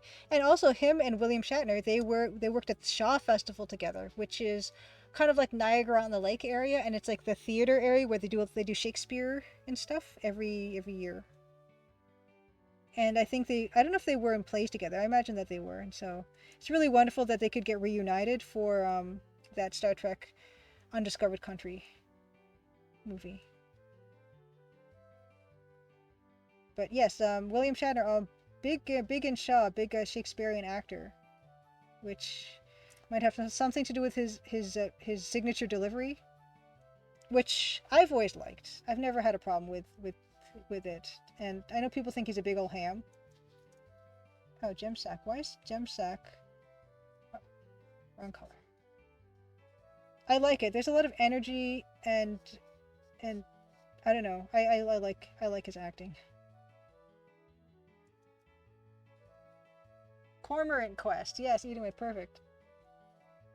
It has to alphabetically come after Crims so it can show up in the Steam library in the correct order. So much to think about, Deluxe Talks. Oh no. It's really intimidating to think about. Because when I had everything at my disposal in terms of what I could name it, I had a hard enough time then, and now I've got all these restrictions. What am I gonna do?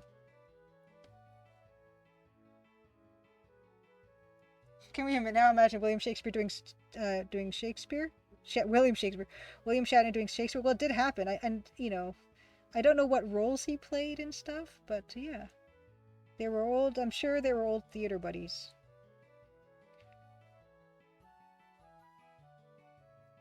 William Shatner also, yes, I think we've mentioned before, got to be on Columbo, which was wonderful. Silly.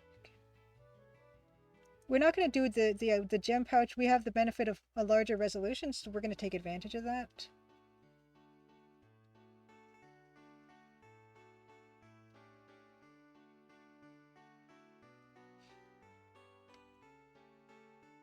He did Shatner Deluxe Talk says, ooh.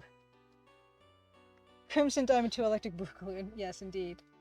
Ooh, yes, and Shatner also original Twilight Zone back in the day, very nice. And that episode with the gremlin on the airplane wing, which is based on a short story by Roald Dahl, who wrote Charlie and the Chocolate Factory.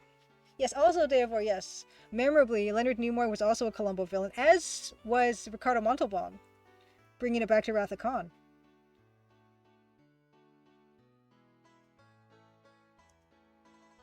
And I know it's called The Wrath of Khan, but I call it Wrath of Khan. Because I don't know why. Wrath of Khan.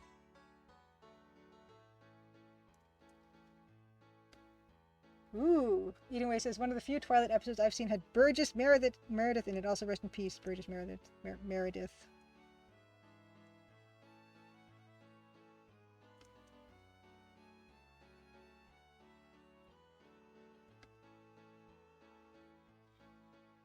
Star Trek, the superfluous article. Articles are unwieldy things. Brathicon. There are more than one Goemon-sama episodes of Twilight Zone with Burgess Meredith in it. You know, it's funny because I feel like there was probably a point in my life where, not that I confused them, but I thought it was funny that there was an actor called Burgess Meredith, and there was the actress on Family Ties called Meredith. Oh, Meredith was it Meredith Burgess or Meredith Baxter something? No, that's actually not very similar, is it? Oh, cool. ATM Machine said the title was going to be The Vengeance of Khan, but it was changed to avoid conflicting with Revenge of the Jedi, which is funny because that never ended up happening. Wrath of Khan, the Anger Convention. Oh. The last one I saw was the one where he's a bookworm and the world gets bombed. I think I know that Twilight Zone. I've not seen that Twilight Zone episode, but I've heard tell enough of it to know how that goes. The book one is the most well known, but the Obsolete Man is also a favorite. Nice. Oh, interesting. ATM Machine said, and the fact that Nicholas Meyer titled his Star Trek II screenplay "The Undiscovered Country."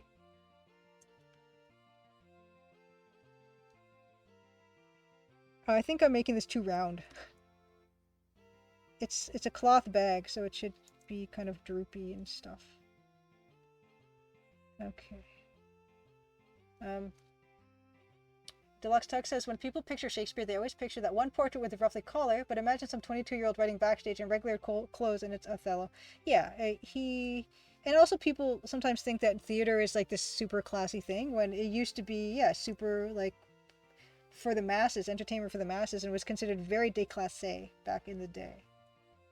And Shakespeare was kind of written almost to like throw the lowest common denominator with, you know, romance plots and sword fighting and violence and stuff.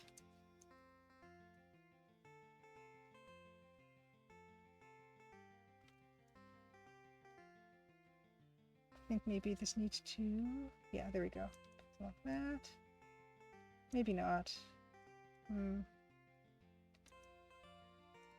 Same with like theater in Japan as well. Like I think it was very much just a very public fun thing for people to do. That wasn't for the upper class or anything like that.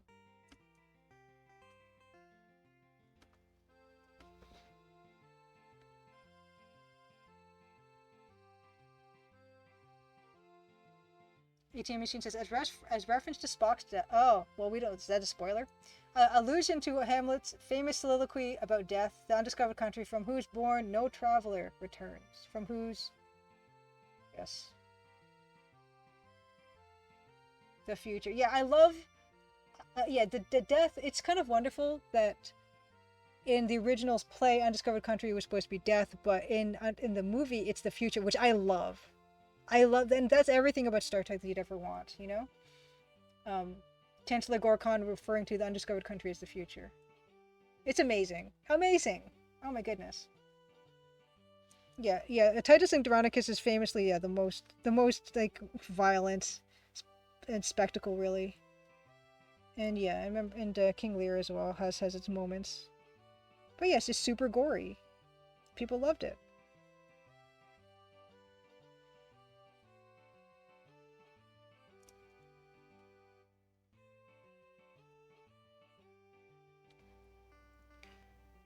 Alright, I think it's not bad. I'm gonna probably put the round gems on a separate layer. There we go.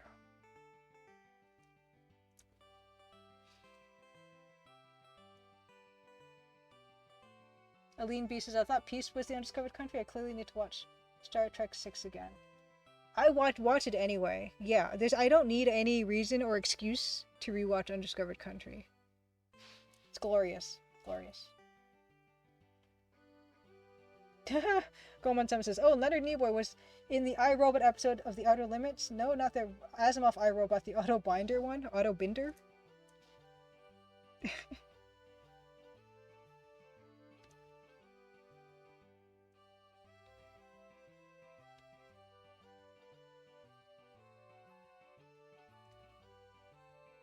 I do hope that, yeah, there's some, like, a reboot of Columbo, because it's so fun to see these huge stars of the day being murderers on original Columbo. It's wonderful, wonderful.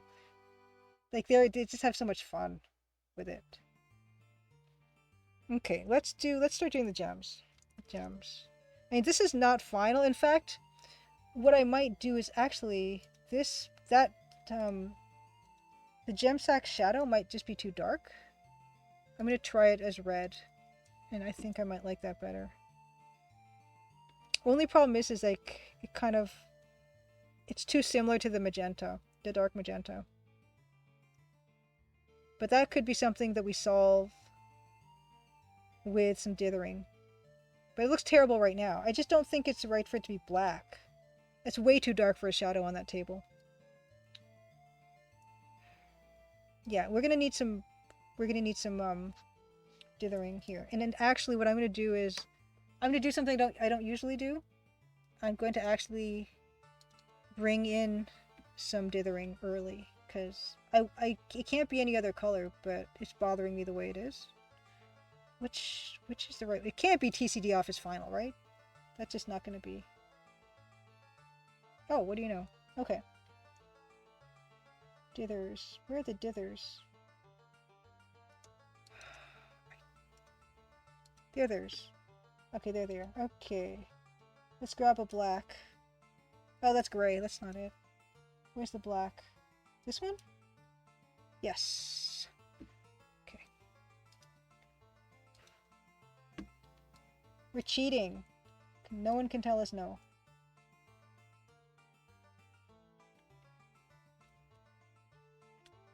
Wow, that's a really... Why is it so big? Oh, that already looks better. Yeah, whatever.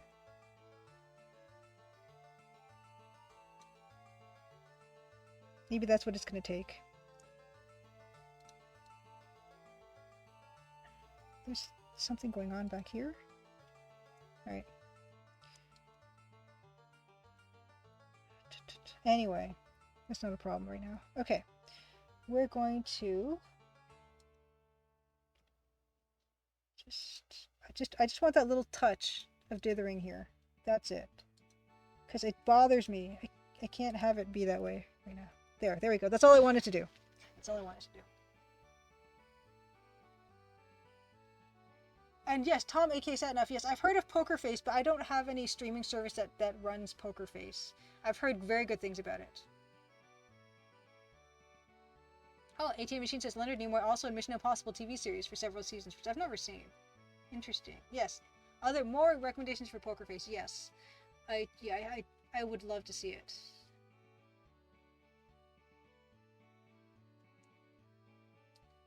Oh, Aileen B says, are there any tools for EGA background art that would let you paint in a water palette and dither down when you export? If I recall correctly, that's how Sierra's artists worked. They created vector backgrounds in a palette of 100 plus flat colors, then rather than 16, the SCI engine dithered the midtones down to EGA at runtime. Oh, interesting. Possibly. I'm very possibly. I like seeing the effect of the dither. Like, I need it almost. Like, I'm not good enough at this to predict what it's going to look like. So I don't mind having it be like this.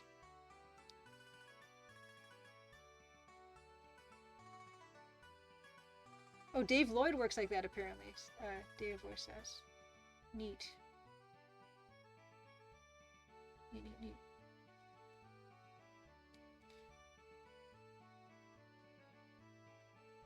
Yeah, AT Machine. Yeah, CRT monitors. Yeah, like dithering is more like an effective technique for blending colors when the actual displays were blurrier, but I still have a fondness for it, as you can tell. But yeah, like we're gonna just do a little touch of dithering there because yeah, I need it, and then we're going to get into some of these gem things. And I guess we're gonna make them balls, I guess. Okay, so gem balls. Gem balls. And ATM Machine says, Sierra backgrounds were made with vector commands. Yes, they used fill commands for colors, including checkerboard fills. Yeah, I think they had just the MS presets or something, I believe.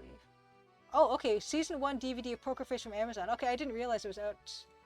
That's something for me to look at for sure. Because I know you guys have talked to me a lot about Poker Face. And I'm always on the lookout for a mystery series.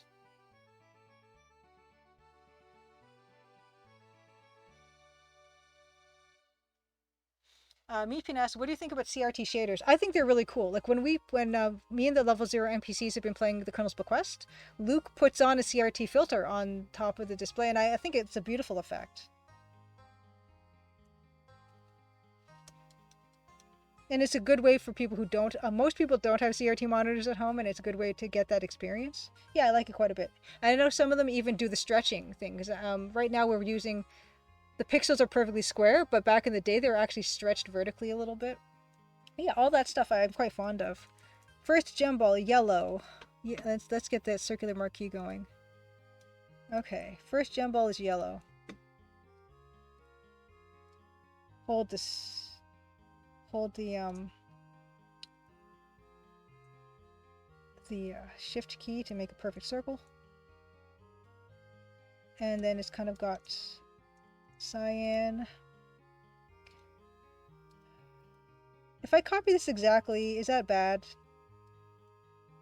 you think someone's gonna have a problem with it if I do that? In fact, this is exactly what it looks like. That particular one anyway. Okay, I'm probably gonna do more to it anyway, but that's fine. What's the purple in that beside the yellow thing? I don't know. Oh, you know what? It's probably the inside of the bag. Let's do that. Duplicate. And what is happening is there is like a ridge, I guess, where it's casting shadow, and then it's kind of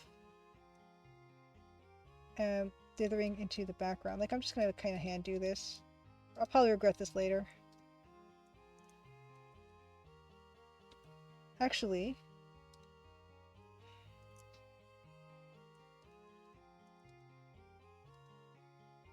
maybe this all should be dithered. Oops.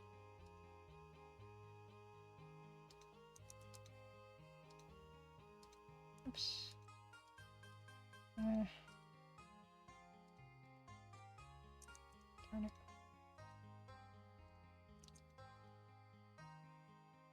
Something like that.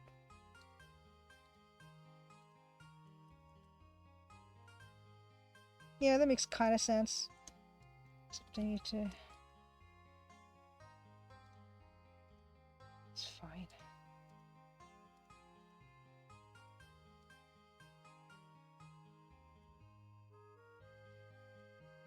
Okie dokie. Just Purple Dave said, we'll see. It's a separate version, so I can easily turn that on and off. Oh, interesting. ATM Machine says, yeah, if I recall correctly, Sierra's EGA downgrades of VGA games didn't have vector graphics because they were still using the VGA version of the game engine. Yeah, they probably just did a direct translation into that palette. Yes, an ATM Machine, yes. LucasArts EGA graphics were stored as image data using run length encoding that is horizontal stretches of single color were all just recorded or something like red 5 pixels rather than having data for each individual pixel. It meant dithering was more costly to compress and code, until Ron Gilbert and the other programmers figured out a way to make it work to accommodate Mark Ferrari's dithered background art. Hand dithering like the olden days, yes. And even in VGA era, they had tools to smear the background art to make the horizontal runs of pixels the same color wider in order to save disk space. Oh. Yeah, I've been thinking about that, like how the vector version would save disk space back when that was at a premium. Gem balls. Let's do another gem ball. A gem ball that's in there. Actually, this is a nice opportunity to show the depth of this bag, is to have a little gem ball that's the green gem ball in the bag and then kind of shade it accurately. So a smaller gem ball. here. And then we can give it just a little bit of a, on the side, just a little bit of shine here, right? In keeping with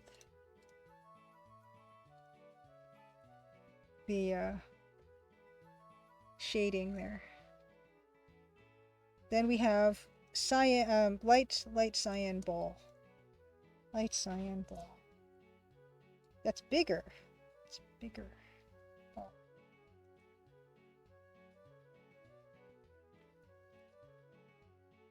Bite come gem ball. Yeah, it is gem ball, isn't it?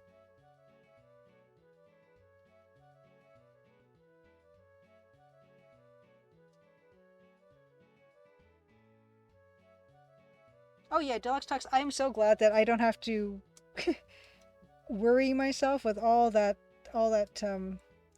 optimization and saving space and everything. Really grateful. Actually, yeah, this is not quite exactly the same dimensions, but that's probably good.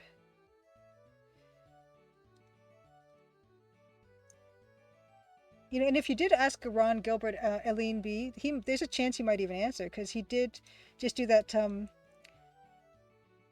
that one short eye video where he did answer some very specific questions about how LeChuck was coded. So I mean, there's a chance that you know, he would actually be up to giving a response, which is wonderful, really wonderful. Yeah, and he's on Mastodon. Yeah, for sure. Yes, and yes, the pixel size, as I mentioned, ATM Machine verifies. Of the 320x200 era, the pixels were 1.2 times as high as they were wide, which resulted in a 4:3 screen aspect ratio. Yeah, so that's something you will find when you play the Colonel's Bequest, for instance. You'll see that, yeah, it's kind of stretched out vertically. Okay, but ever since the move to 640x480, resolution pixels have been square. Meepian, I have not played the Legend of Carandia games. Yeah, there's so much I've not played at all, really. It's a bit... Yeah, let's just erase these ones. I'm a bit embarrassed about how little I've actually played in general. I have not played any Simon the Sorcerer games. I have not played any Carandia games. I've not played any Broken Sword games. Yeah, but I guess part of it is a good way for me to get acquainted with them is doing these Let's Plays. But I've been sticking to EGA adventure games, so I don't know how well acquainted I'm gonna get with other stuff, but it's a really good learning experience. This one's got cyan in it. I think it's kind of beautiful that these little marble things have all the colors of the EGA rainbow.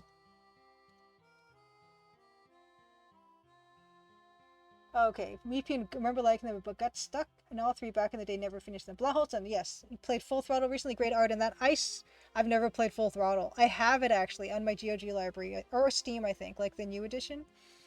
Yeah, I should play that. ATM Mission Curandia 3 is the least favorite. Deluxe Talks finished 1, 2, Curandia 3 still, Curandia 3 still haven't got to.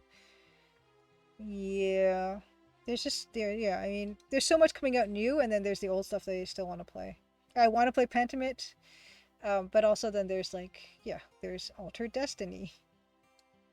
This one's not round, this one. This is kind of like a weird oval. Maybe make it a bit taller. Yeah. That's as tall as it gets. Okay, that's fine.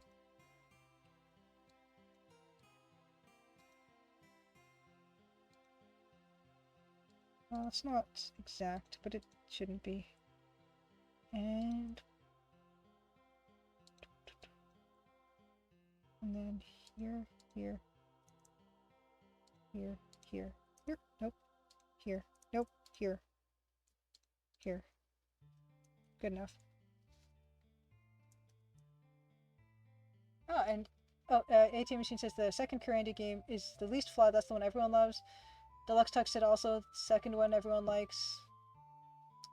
And Nicholas Patton, I have not watched Murder, She Wrote, actually. Is that a recommendation? Because yeah, I've not. And what service is it on? I wonder. Aline B says, I'm so excited that you're playing Alter Destiny. I got nowhere in it as a kid and looking forward to seeing all the stuff I missed. I'm just at the very beginning, and I'm so far haven't taken any hints, haven't consulted any walkthroughs, but I feel like I feel weirdly connected to that game. Like I figured some stuff out, and I felt like a genius, which I guess what's fun about these old adventure games.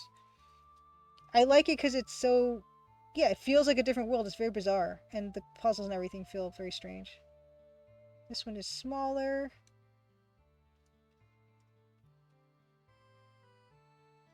And this one's I have to be careful with because it's on that table of the same color. Yeah. Oops.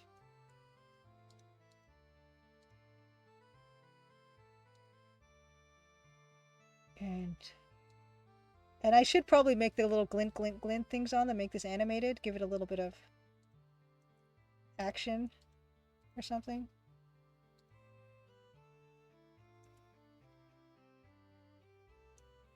Oh, ATM Machine said Curandia 1 was originally going to be a Quest for Glory style CRPG hybrid with magic spells and money system. Money system? Oh, and they got the name Curandia from an old text and mud. That would have been cool. Okay, Nicholas Patton loves Murder, She Wrote. Originally on CBS, you can buy the seasons on Amazon. Ah. Oops. No, stop it. No, not that. There. I'm trying to like buy fewer things, especially if it's not something I totally completely love. And green one goes here. But when I've heard tell that there's going to be a Columbo Blu-ray set, like a new one that's not the Japanese release, and I'm probably going to buy it, even though I've seen the whole series through like at least twice, almost 3 times.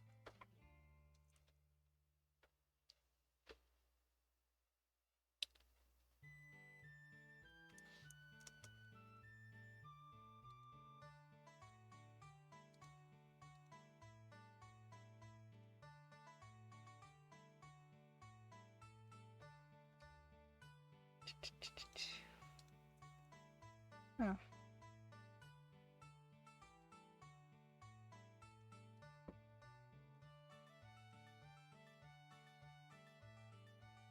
Shiny. And then these will also need... Oh no! I'm going to animate them rolling, and I'm going to need to animate the shadows. That's okay. It's okay. Coins are an inventory item? Oh boy. Hope they stack. Yes, yes. Nicholas Patton says, yes, it stars Angela Lansbury, but a mystery writer who ends up having to investigate murders that she comes across. Yes. Yeah, I know that much, but I don't know much else about it. Comes across murders is a nice way of describing a serial killer, which I know that's a theory that people have about Angela Lansbury's character. Because it's very suspicious how just murder and mayhem follow her wherever she goes. Yeah, another one of the green gems. That's the same green gem. Can I do what they did? Can I just copy and paste it like they did?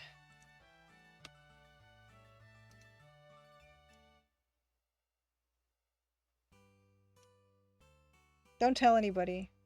And then there's the little tiny ones. So let's do little tiny ones. Which are square. Okay, square ones. This one. So they'd be like this. And then cyan. So these would probably be like diamonds because they're smaller. Yes, yes. The British television on British television, Oxford is the murder capital of England. I believe also Inspector Morse is based in Oxford. I think it's Oxford or Cambridge. Yeah, those places. Death traps.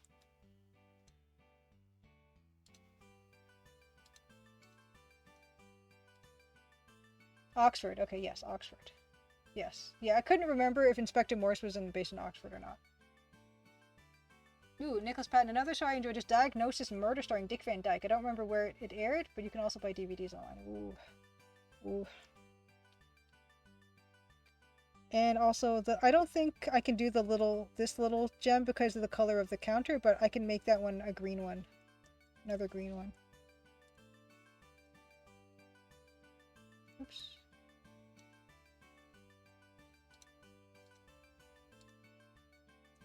Ta-da!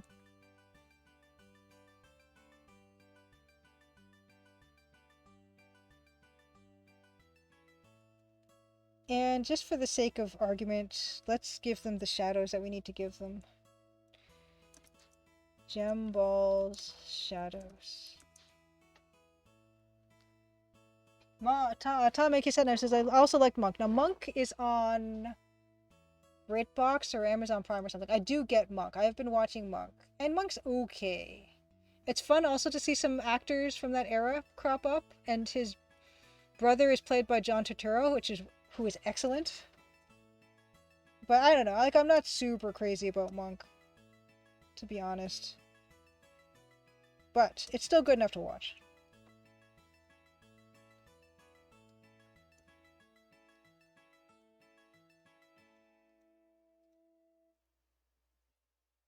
Psych? Okay, you know what? I should be writing these down. Let's write these down. Okay.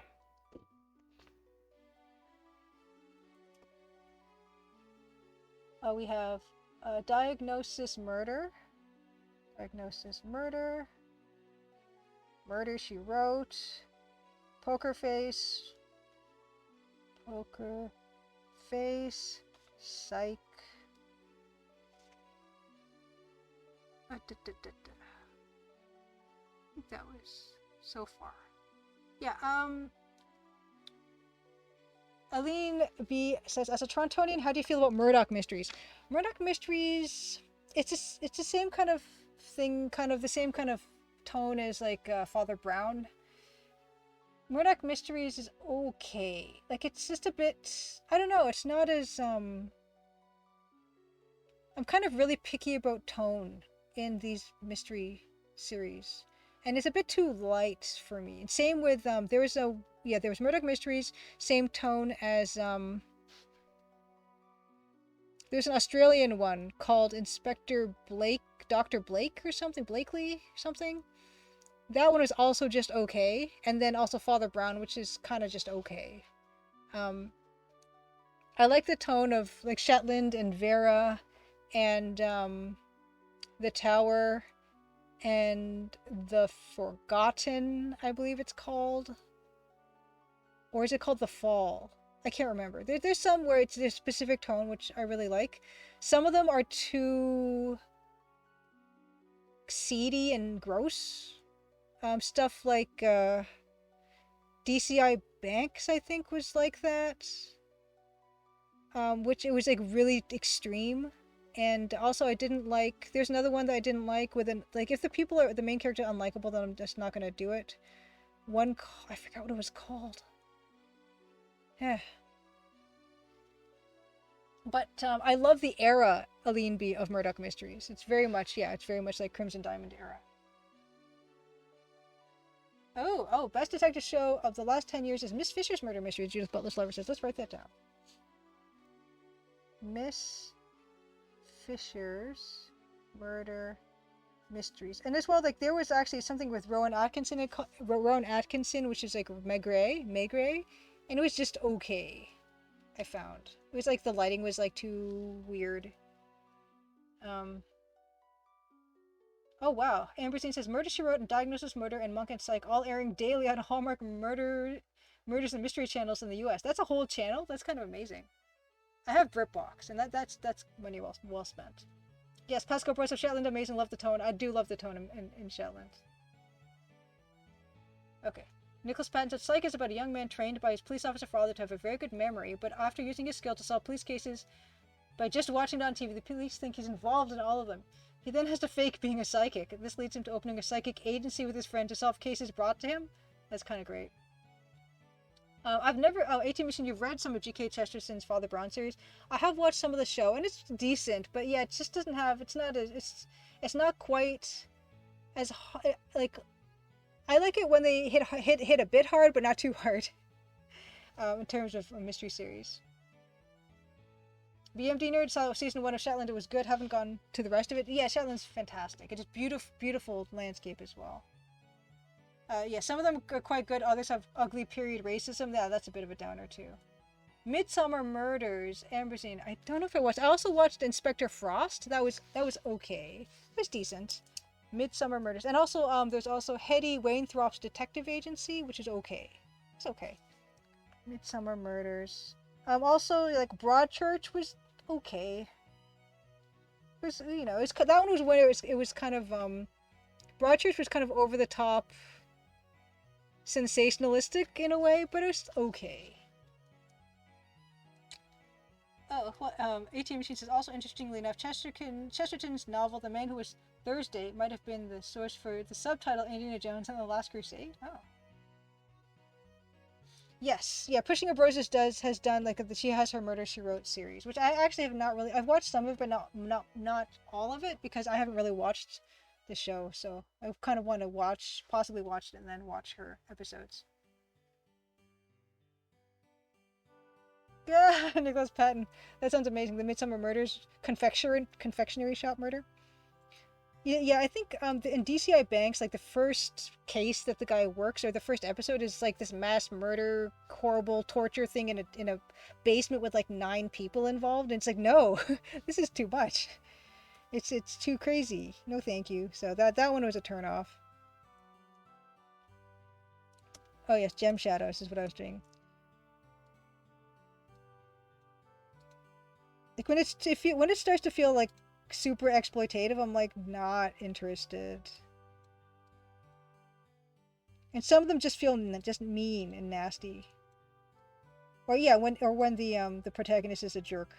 That happened with The Bay. I think it was called The Bay. It was like a female detective, and she was just a mean person. I didn't like her, and so that couldn't keep watching it.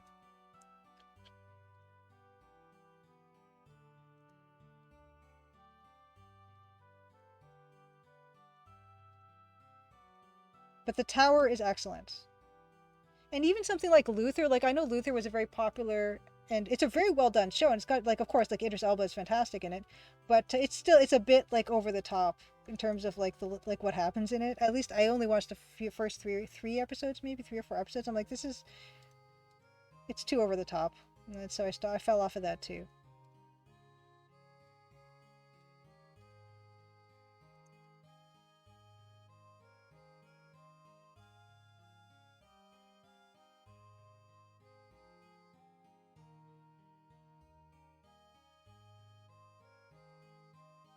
Oh, Van der Valk remake is good. 90-minute episodes and third season is about to start. Oh, sorry, I just hit the mic. Okay. Another one is I watched is Wallander with Kenneth Branagh, and it was just okay. And it wasn't crazy about Wallander. Van der Valk. Okay.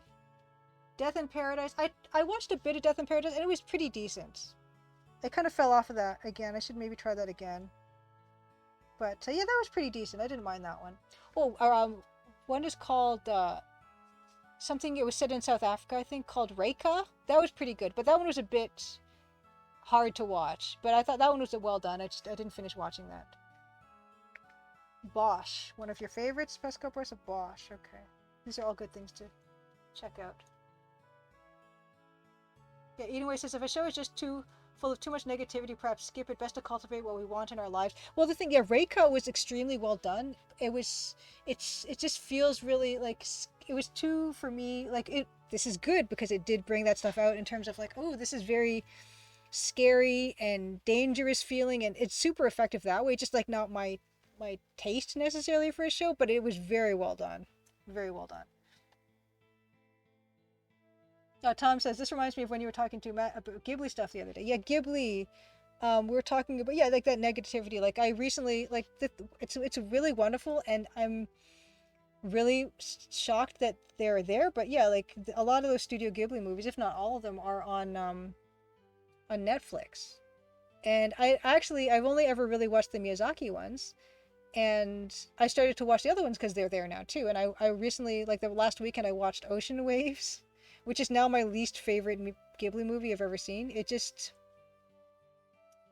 The characters were, well, the girl character in that one is very unlikable, and they don't really give you any reason to like her. So I kind of was kind of turned off of that. But you know, the Ghibli's given us plenty of good stuff. So motive is something else. Nicholas Penn. Okay, motive. These are good. I'm gonna look for all. Of course, I'm gonna look for whatever's on streaming services I currently have, which is Amazon Prime, Netflix, and BritBox. And then that's if it's on one of those, I'm more likely to check it out. Twin Peaks, Bill Houghton, I love Twin Peaks. That's one of those ones where it's weird and offbeat and off kilter, but super heartfelt, and there's definitely something special going on in Twin Peaks. I did very much like Twin Peaks, even though it's ostensibly a murder mystery, but not really. It's gorgeous, yeah. Agree with you on that.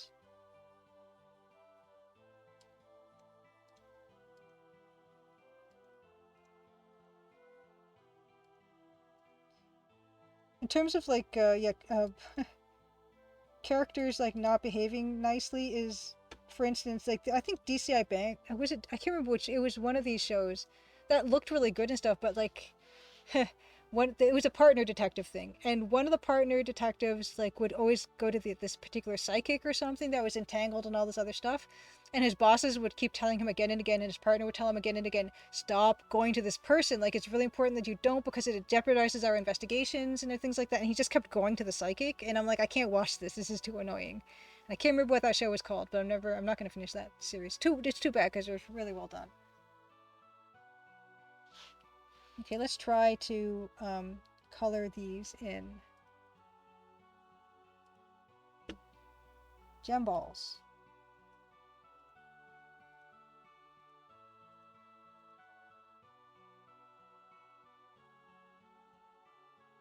You know what though? These wouldn't have as strong of a shadow on them, because they're kind of, yeah, they would be like this because they are translucent and the shadows wouldn't be as dark. So that's fine.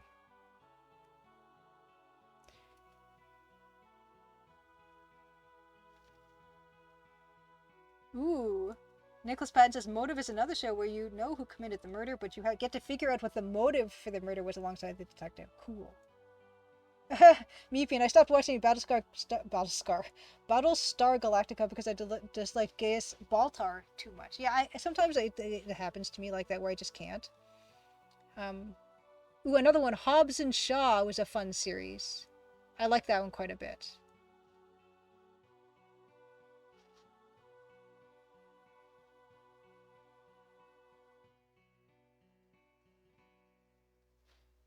Okay, I think that's pretty good. I think next we can...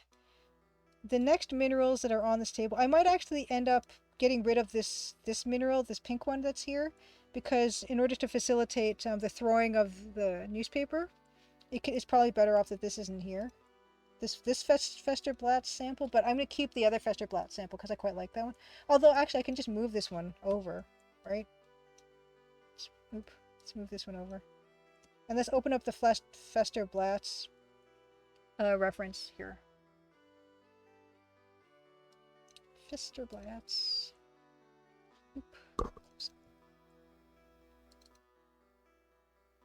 Oh.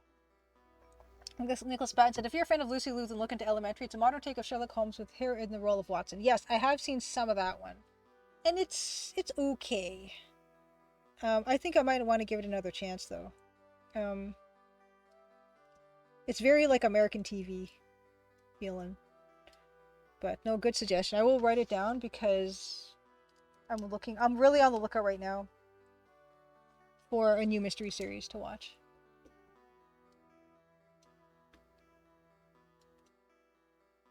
Okay, Festerblatt. Now these Festerblatt crystals, there's... I guess the one that's the best one for reference is this one. So let's do that. Arthur 1043, good to see you. Happy Crimson Tuesday. Arthur 1043 says, don't ask me why, but I just woke up and I couldn't sleep, so I thought, hey, let's join the Crimson Diamond live stream. Well, pleasure to have you, and I'm sorry that you couldn't sleep, but it's nice that this is a side effect of that. Agatha Raisin is another series you might like. Agatha Raisin? Agatha Raisin.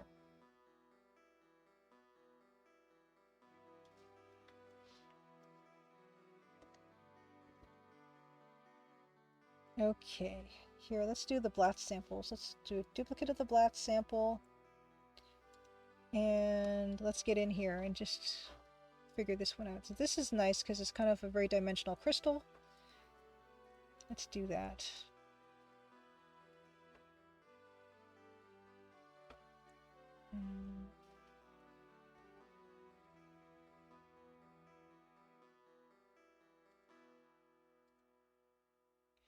Okay.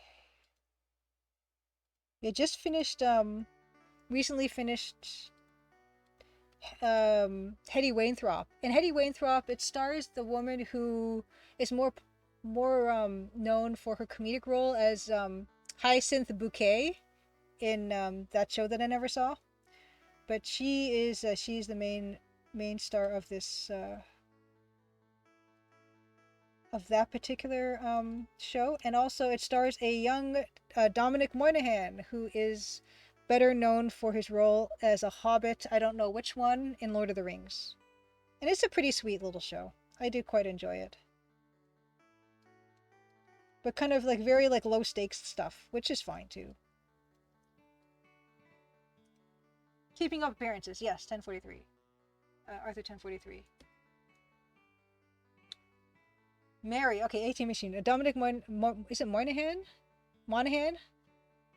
Who's also on Lost, which I did not watch. But yes, he was Mary the Hobbit in Lord of the Rings. Weren't those crystals featured in Torrance Passage? Possibly. Possibly. I like the oops, no, stop it. I do like the resolution that these ones are at.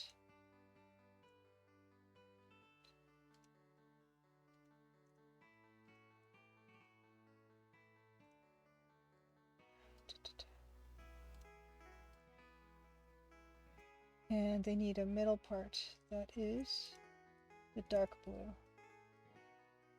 Although with this, because of the way the lighting is, I might want to reverse these. The light is coming from that window over there, which means that this should be white, in fact, and then that other side should be teal. Let's do that.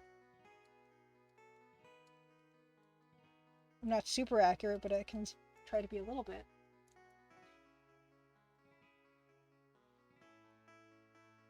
Okay, Nicholas Patton says that Agatha Raisin is about a PR agent who moved to a small village after getting fed up with her old life in London, but she gets involved in murders. Another show that I tried but kind of fell off of was Inspector Linley Mysteries, I think, something. It was okay. I don't know, sometimes, and also Inspector Morse again was just okay. I don't know, like sometimes they just, I can't even explain why they don't click. But they don't.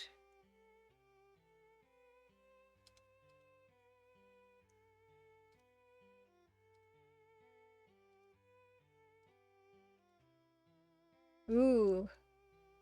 Ooh. Time. Ooh, we still have half an hour. Oh, One-Eyed Fakebot! Thanks so much for the the raid, fantastic. I thought, oh my gosh, did I just miss that? But you just came in, so I'm glad I didn't. I wasn't just absorbed and missed that out. Happy Crimson Tuesday to you, and thank you. Welcome, Raiders. One-Eyed Freakbot, how you been doing? Heyo. Nicholas Patton. Those are all the shows I can think of involving mysteries. That's a pretty good amount of suggestions, so thank you. Resplendent Seraph, greetings. Happy Crimson Tuesday. Yeah, how are you folk doing tonight? Right now we are just we're just doing this version of Fester Blatz's Crystals collection for this area of my game. Yes, Arthur 1043. Anyone remember that wild moment where Kate Mulgrew played the wife of Columbo in her own detective spin-off series, Mrs. Columbo? Yes. Those, I have the DVD box set of all the Columbos, and they include, I don't know if they include all of them, but they include a few Mrs. Columbo episodes, and they're just really not good.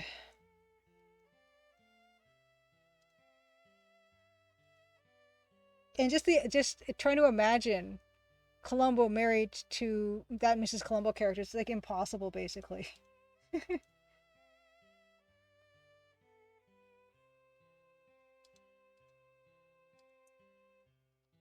Lemming Runs, happy Crimson Tuesday. This screen looks kind of like Space Quest. Yes, this one, yeah, it's well spotted. This is Fester Blatz's gift shop from Space Quest 3. And I'm using that as a mineral reference for creating these crystals. And in fact, looking at it further away, I do need to change how much lighting. There needs to be more of the dark cyan, I think. So this benefits from just taking a step back.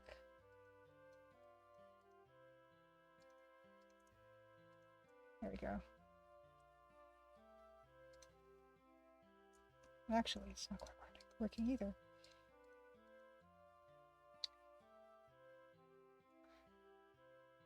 Mrs. Columbo is just Peter Falk with a pink bow in his hair. Yeah, Nicholas Patton would not be surprised if Peter Falk said the show was horrible and he refused to appear on it. And they also changed the name of the show from Mrs. Columbo to Kate Loves a Mystery, but I think it still ultimately failed.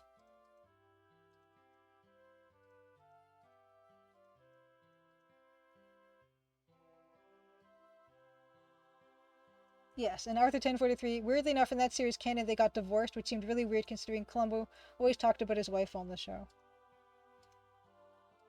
And yeah, and I think she was a real person, too, on the show. Like, it's not like he made her up, like he made up all those cousins who loved whatever the current murder suspect enjoyed. Yeah, it's weird.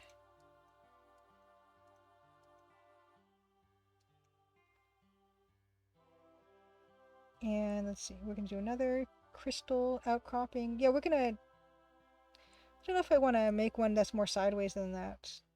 Possibly. Because I could put one out like this, which would cover the space nicely. I don't think I got the tip of this crystal right yet either. Oops. I think I want to do that. And this. But yeah, I don't know. Maybe, well, I know I want to do this one, so let's just do that one first. Here.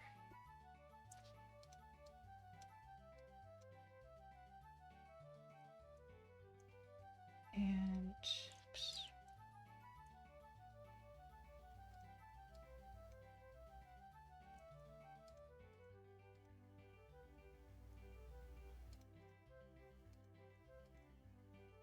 And then the other side is this color.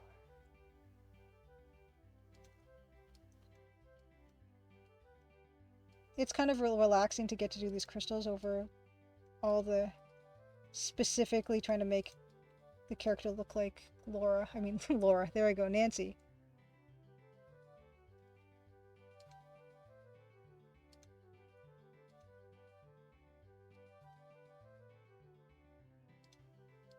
And maybe there'll be some dithering happening on this too. Oh, ooh, I forgot the teal.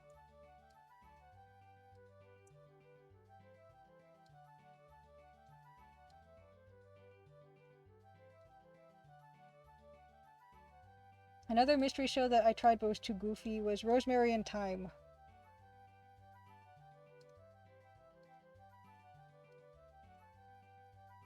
And although I think there's another show called Murders in Provence, which I never tried.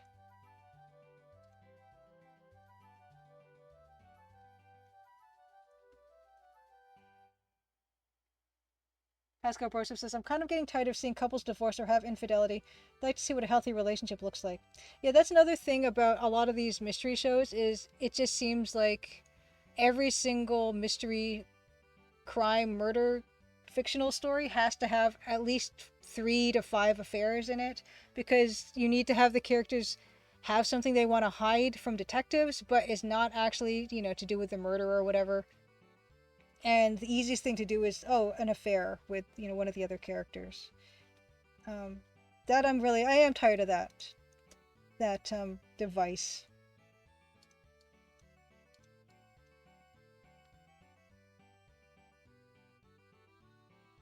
Oh, Nicholas Patton, you enjoyed Rosemary in Time. Yeah, I mean, I love the fact that there's such a huge variety of different shows with different tones and everything, because there's something for everybody.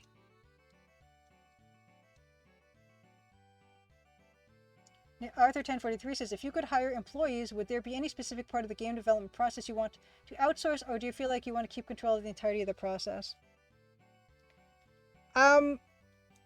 That's a good question. I like the entire process of actually making the game, but I would love to hire out just like all the maybe the marketing stuff and everything, and like media outreach, and finding the good reviewers and Steam keys, and all that stuff. That would be nice to outsource to somebody else. Yeah, but actually making the game, like that's the nice part. Everything else though. TV Prime, happy Crimson Tuesday. Good to see you. Oh my gosh, you're finally able to watch. Was unable to load any streams for like 20 minutes. Oh no. Well, you know what? That's gonna make me. I'm just gonna check to make sure I'm recording. Okay, good. I'm recording. That's good. That's good. Okay. Programming. I don't even mind the programming because. I mean, if I had to pick one thing that was actually the game development stuff that I would have to outsource, if someone's like, you must outsource something, then yeah, I would pick programming. And I mean, the programming is pretty straightforward. Although it would be nice if someone was to go through my code and clean it all up and make it better organized. That would be nice.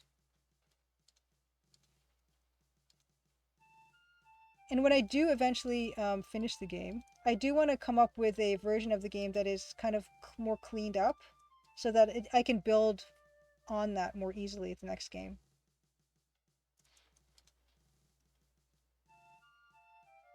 I'm going to want also some shorter, broken off crystals as well. I almost feel like this is too nice, even though it is a museum specimen.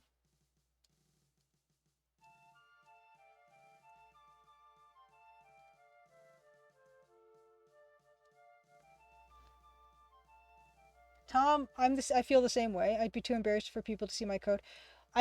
That's one of the reasons. Well, part of the reason is spoilers, but another reason why I don't really do coding on stream is because it's humiliating. I've had to, well, not had to, but I have had a reason to ask other AGS developers to help me with certain parts, and they've been super helpful with helping me with certain aspects of the code. And it always feels like really embarrassing, like unspeakably embarrassing to show them my code. But I've sucked it up because I'm like, this is for the best for the game, and so I need to just do it. Even though, yeah, I can't think of anything more embarrassing. Well, game related.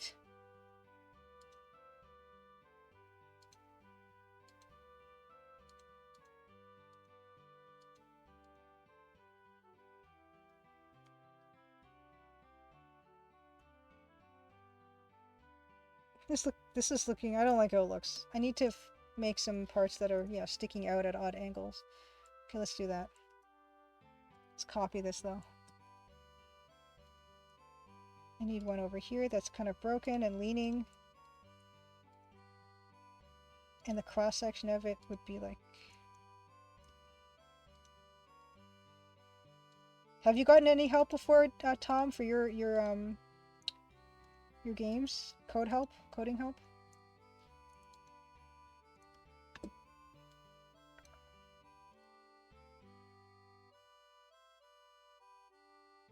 Oh, cool. Okay, Nicholas Patton. Something funny you were involved in is an artist I followed did a challenge where her community helps build an original character by giving attributes. I was fast enough to give her either a pet or accessory, and I chose something ridiculous: a bejeweled chicken. That's awesome. Bejeweled chicken. Couple things from the forum, yeah. But have you ever actually had someone look at your code? To help you with it? I had to do that for, like, the mirror code that I was using was slowing my game down, which is absurd considering the resolution of my game. But something was wrong, where the coding was, like, I made it and it was very sloppy. And, I needed help. And I got it. Got really, really helpful help. Thank goodness. And now the game does not slow down in a room with a mirror.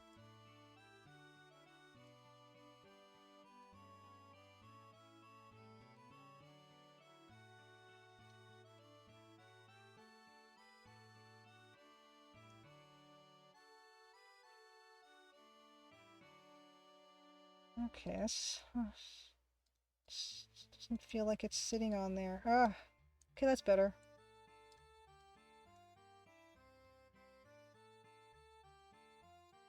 There should be like some like tool marks or something on this, maybe.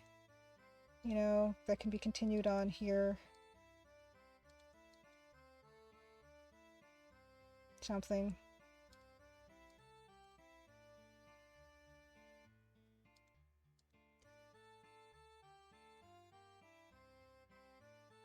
Mashma says something, but you don't mind people seeing your placeholder art. I'd be embarrassed to show people my art, but I don't have a problem showing my code. Interesting. Yeah, I don't mind people seeing like this silly button face, like Nance or anything like that. No, I don't know. Yeah, it's funny that certain things are bothersome, but not that. Actually, it reminds me. I have not Rasmus. Yeah, you commenting reminded me that I have to drop my links of modern text parser adventure game creators. There are some of us out there, and there's some of us here in chat, and modern EGA text parser adventure creators. Rasmus is one who remade Enclosure in a 3D version and is making his own game called Escape from Castle Matsumoto. Slot Studio was in here earlier, who's making Betrayed Alliance. And Phil Forte, who was mentioned earlier, but I didn't get to address the comment, made 4 Snail Trek games. Cosmic Void 3 has made Tachyon Dreams, 3 series, and those games are free, and working on successfully kickstarted Twilight Oracle. Davor is making Fortune and Glory. Kinney Games is making Signal, and Echo Iris is missing.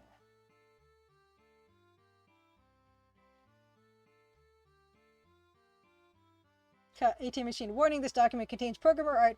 Proceed at your own risk. Arthur 1043 says, is it better to do placeholder art and revisit it later and pimp it up, or when you start something new, just finish in one go? It's definitely better, Arthur 1043, in my experience, to just have some placeholder art and then come back to it and fix it up, because it could be that things change in terms of what you've decided to do with the game design, story-wise, anything like that, and you don't want to spend tons of time on a scene that you might not end up using. And that's why the placeholder art's good, because it just keeps track visually of what you wanted to include, but easy enough to discard if you realize you don't need to use it. Now, I actually have a really good example of that. This scene, I had another intermediate scene where the newspaper was thrown onto the counter. That was a different scene. That was just placeholder art. But I've decided I could dispense with that scene because I'm going to just use this scene and make the newspaper come onto the counter here. And if I'd spent all that time on that piece, then it would have been wasted. When now I can see, like, oh, the way that I've designed this, I don't actually need that extra scene. Oh, Davor, what's plus Shaheen? Did I miss something? Let me know. Oh, plus whatever. Okay, plus whatever Pixel Turkey is doing. Okay. Oh, Tom, you've made an EGA adventure game. Well, Tom is making. Tom is an adventure game studio fellow adventure game studio dev who made Fairy Adarals, which is gorgeous game. Also working on other things too.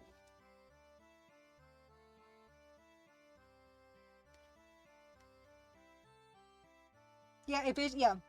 Arthur 1043. It's like storyboarding. Yeah, exactly.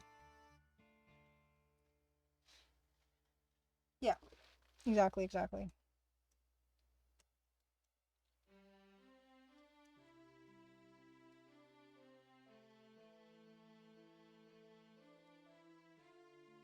Or worse is like you decide that you know something can change, but you feel resistant to changing it because you're like, oh, I spent so much time on that. You know, like you don't want to also get that feeling. I'm trying to put some inclusions into this, like some scratches and dings and stuff, so it doesn't feel as like perfect, because it's looking kind of too perfect right now, as it is.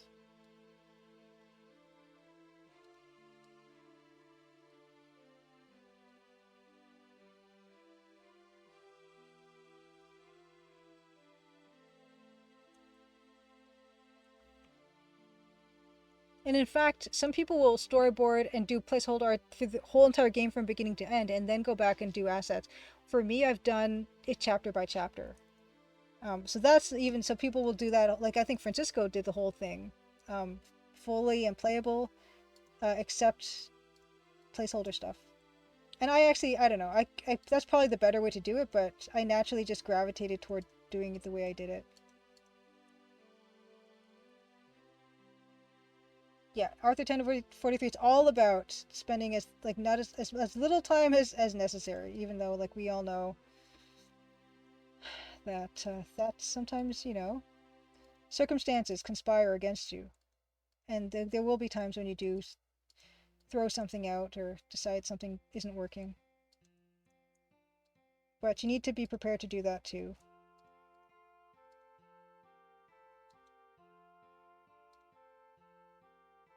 Yeah, let's mess this up a little bit. This is too neat.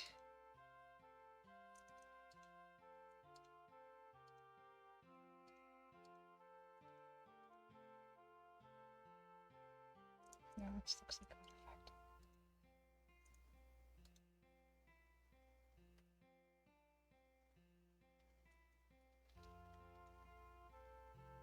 effect. Deluxe Tux asks, will Crimson Diamond launch on a Tuesday or some other day? I can't remember what the conventional wisdom is for launch days, but I believe Thursdays are supposed to be good. I can't remember. If someone knows better, please please put that in chat. But whatever the best possible day is the day I'll do it. Maybe it wasn't Thursday. Maybe it is Tuesday. I'm going to put big shape here, I think. Let's put some glint on the other side so it looks like, oh, it's kind of shiny or whatever. Maybe not too much attention, though. Maybe not.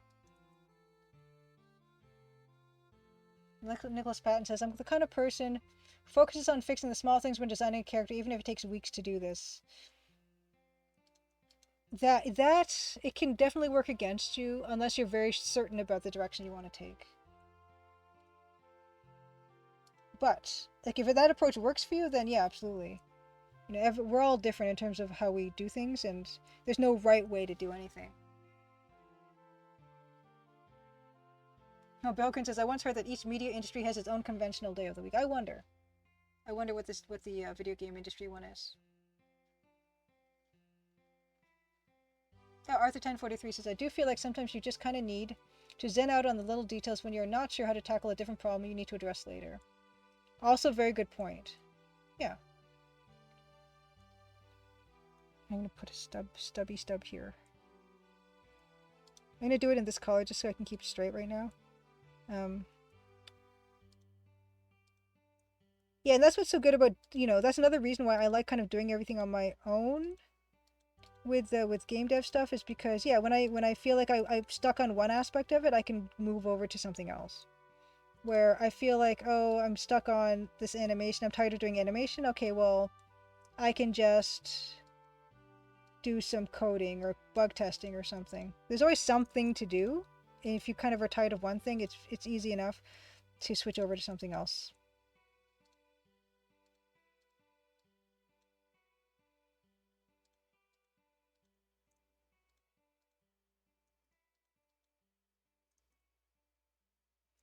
Hmm.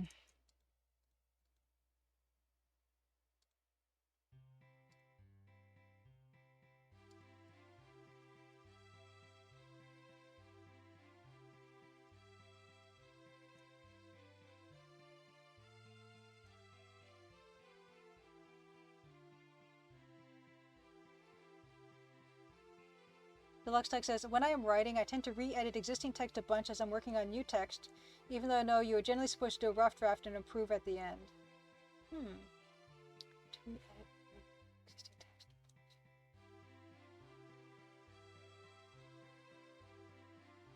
I think, yeah, I probably do something similar where I don't do anything from beginning to end, but I'll maybe like 2/3 of the way through, I'll go back and like adjust. Hey, Dave, why I love that about solo dev. You're like, yeah, I don't really feel like doing this part. Let's do this other part. And it all needs to be done eventually, so you can just totally decide that.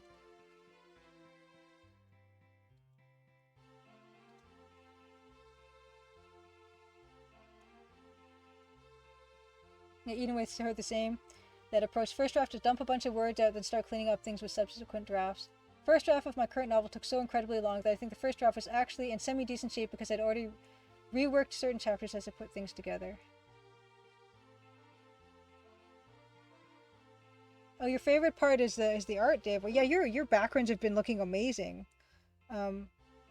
Really wonderful, and it's like so signature, like your signature. And I've talked about this before, how I love playing EGA adventure games because I get to see how people problem solve with that palette, and people can do so many different things stylistically where you would think that working with this particular palette would really not let you have any type of artistic expression, but no, it's really been really cool to see that you've developed this really distinct style that is you.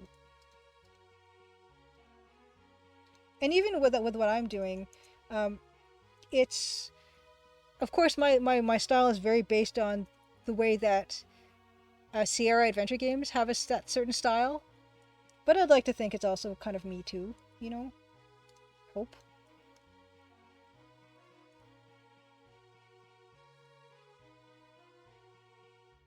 Oh, you're getting faster and faster. Nice. Arthur 1043 asks, so if you could choose to join any of the game studios in their prime, such as LucasArts or Sierra, etc., would there be a specific job or project you would have worked on? Yes! Okay, I would have loved to work for LucasArts back when they were at Skywalker Ranch. Skywalker Ranch was a beautiful place. I would have loved to have worked there. Even though, you know, yeah, my... so much of what I do is based on what looks like Sierra artwork. I think Skywalker Ranch would have been super cool because yeah, it's so close to everything else. Like there were movies being made at that time, like really cool movies at that time, in the same under the same roof. You can run into all kinds of people. You could probably, you know, get to know people who are in those other parts of the industries and things. Like that sounds amazing to me. And I would have loved to have worked on, sure, Monkey Island. My favorite Secret of Monkey Island would have been amazing to work on. I think it's stunning. That game is stunning. To do EGA artwork for Secret of Monkey Island, working at Skywalker Ranch would be a dream.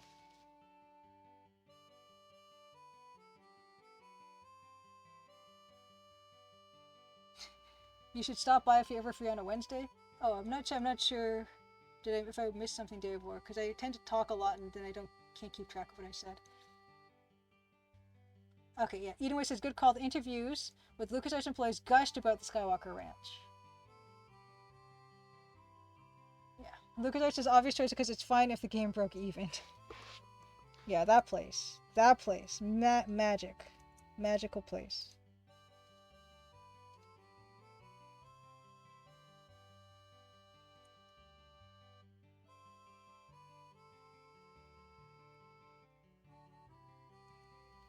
Yeah, this... feeling a bit better about the way this is looking. But yeah, some of these crystals are still looking too perfect. Oh, the backgrounds are done on Wednesdays. Oh, I see. Okay, I see. So you're streaming on Wednesdays. Yeah, it's funny because I only ever check Twitch. I've just fall into a habit of checking Twitch at certain times. So I miss a lot.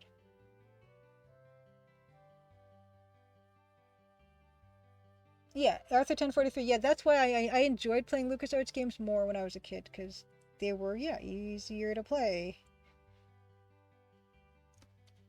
Yeah, this is looking okay. Oh, this extra crunch. Ooh, extra crunch. Nope. Extra crunchy pixel here that I don't want. There, that one. And this one. Here we go. Maybe one of these top, like this one should be broken, I think. This middle one should be broken. That'll help it not look as perfect. That'll be broken at an angle. Deep pockets. Yeah, deep pockets to the tune of Spielberg and Lucas. But yeah, I mean, what time around, Dave, where are you streaming?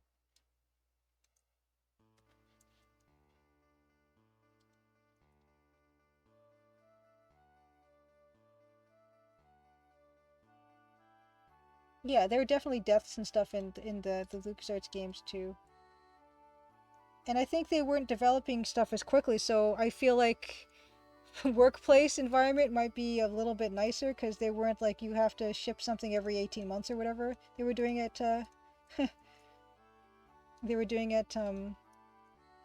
Sierra. 7 p.m. East EST. Okay. Okay, that's good to know. I'm gonna write that down. 7 p.m. on Wednesdays. Oh, I'm usually like that's usually when I'm watching all those mystery shows. That's why. That's why. Dave War streams 7 p.m. Eastern. It's kind of like my TV time. Yeah, 110.43. Yeah, King's Quest 5. Really, the puzzles? Yeah, look, puzzles not that great a lot of the time on that one. That's for sure.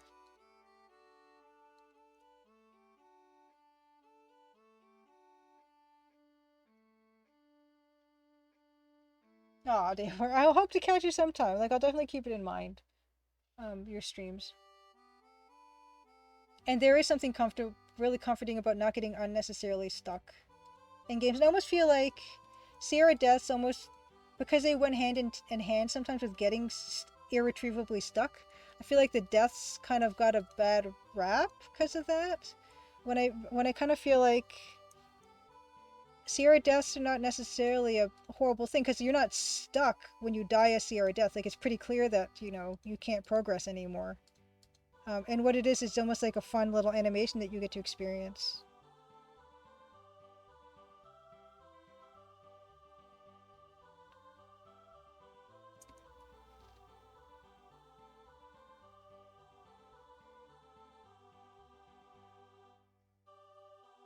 Or if the player can die fail, at least if there's an autosave. Autosave, yeah, is a nice feature. Yeah, Aline B, yeah, the base quest animations are great. They're just, it's funny, you know, it's funny now. But yeah, I mean, when I was a kid, I was terrified of the Deaths in Sierra games, but they're not sticking points. They're not kind of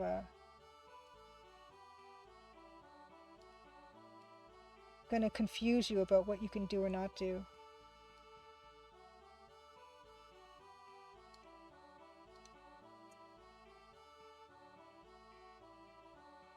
Yeah, yeah, exactly, Lean B. It's a little reward for finding a new way to screw up.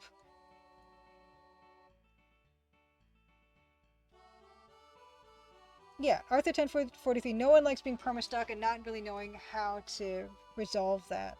Gundaki, happy Crimson Tuesday. Good to see you. Yeah, this is going okay. I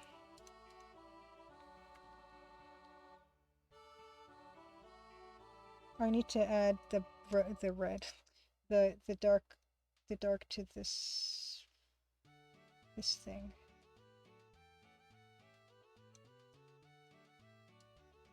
And then give it a shadow, and then it's nearly done, I think.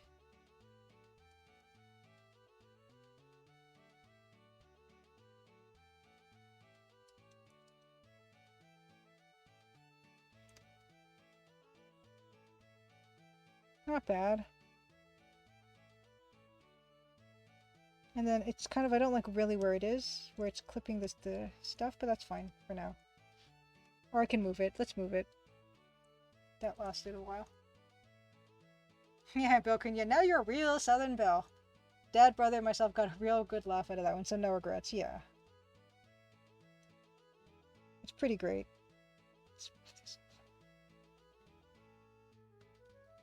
And then this chunk is also supposed to be a Fester Blatz sample.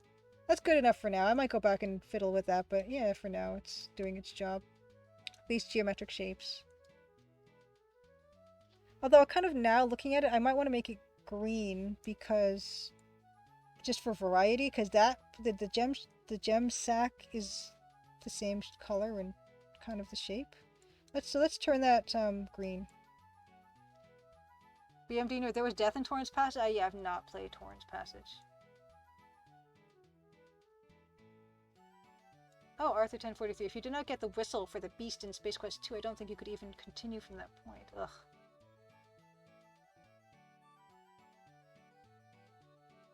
Oh, nice. I'm glad. Yeah, Goma, tell me you like the cracks. Yeah, imperfections help to make things look real, or relatively speaking, real. You know, for what we're dealing with. Yeah, if everything is too perfect, then it just. Oops, it's not going to do the trick. Let's sample. Let's do this. I do think that'll be nicer. Green. Oops.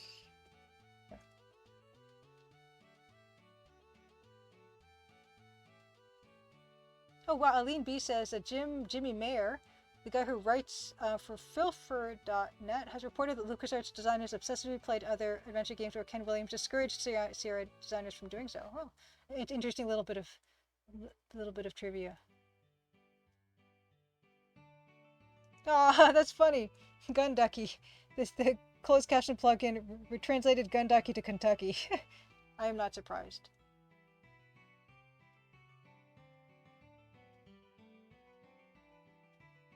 Oh wow, oh 18 she said Colossal Cave and other early adventure games were huge influences on King's Quest 1, but by King's Quest 5, Roberta was saying in interviews that she didn't play other companies' games. I see. I see, interesting. And that's another reason why I'm glad that I'm playing, doing Let's Plays of games and stuff and trying to really make time to do that kind of stuff, because there are lessons to be learned, and I'm glad to learn them. Even though those are old lessons, it's good lessons. Oldies but goodies. Let us put...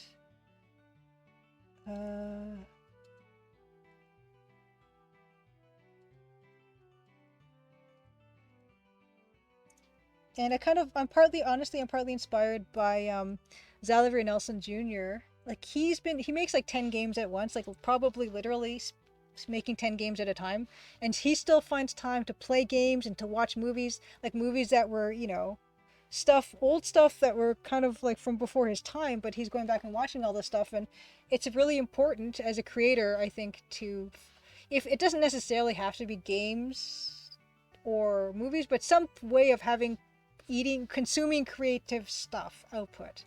And for games, it could be that it's a good way to be reminded of the certain things, like game design stuff. But yeah, I feel like I've been trying to really make an effort to watch things, play things. I've gone back to reading. I'm reading books now again, which I was kind of off of for a while. And it's not only good like stress relief, but it's just a good creative input for the output. Oh, it's 10. You're right. It's 10. You're right. 10:30. It is Alter Destiny time. Yes.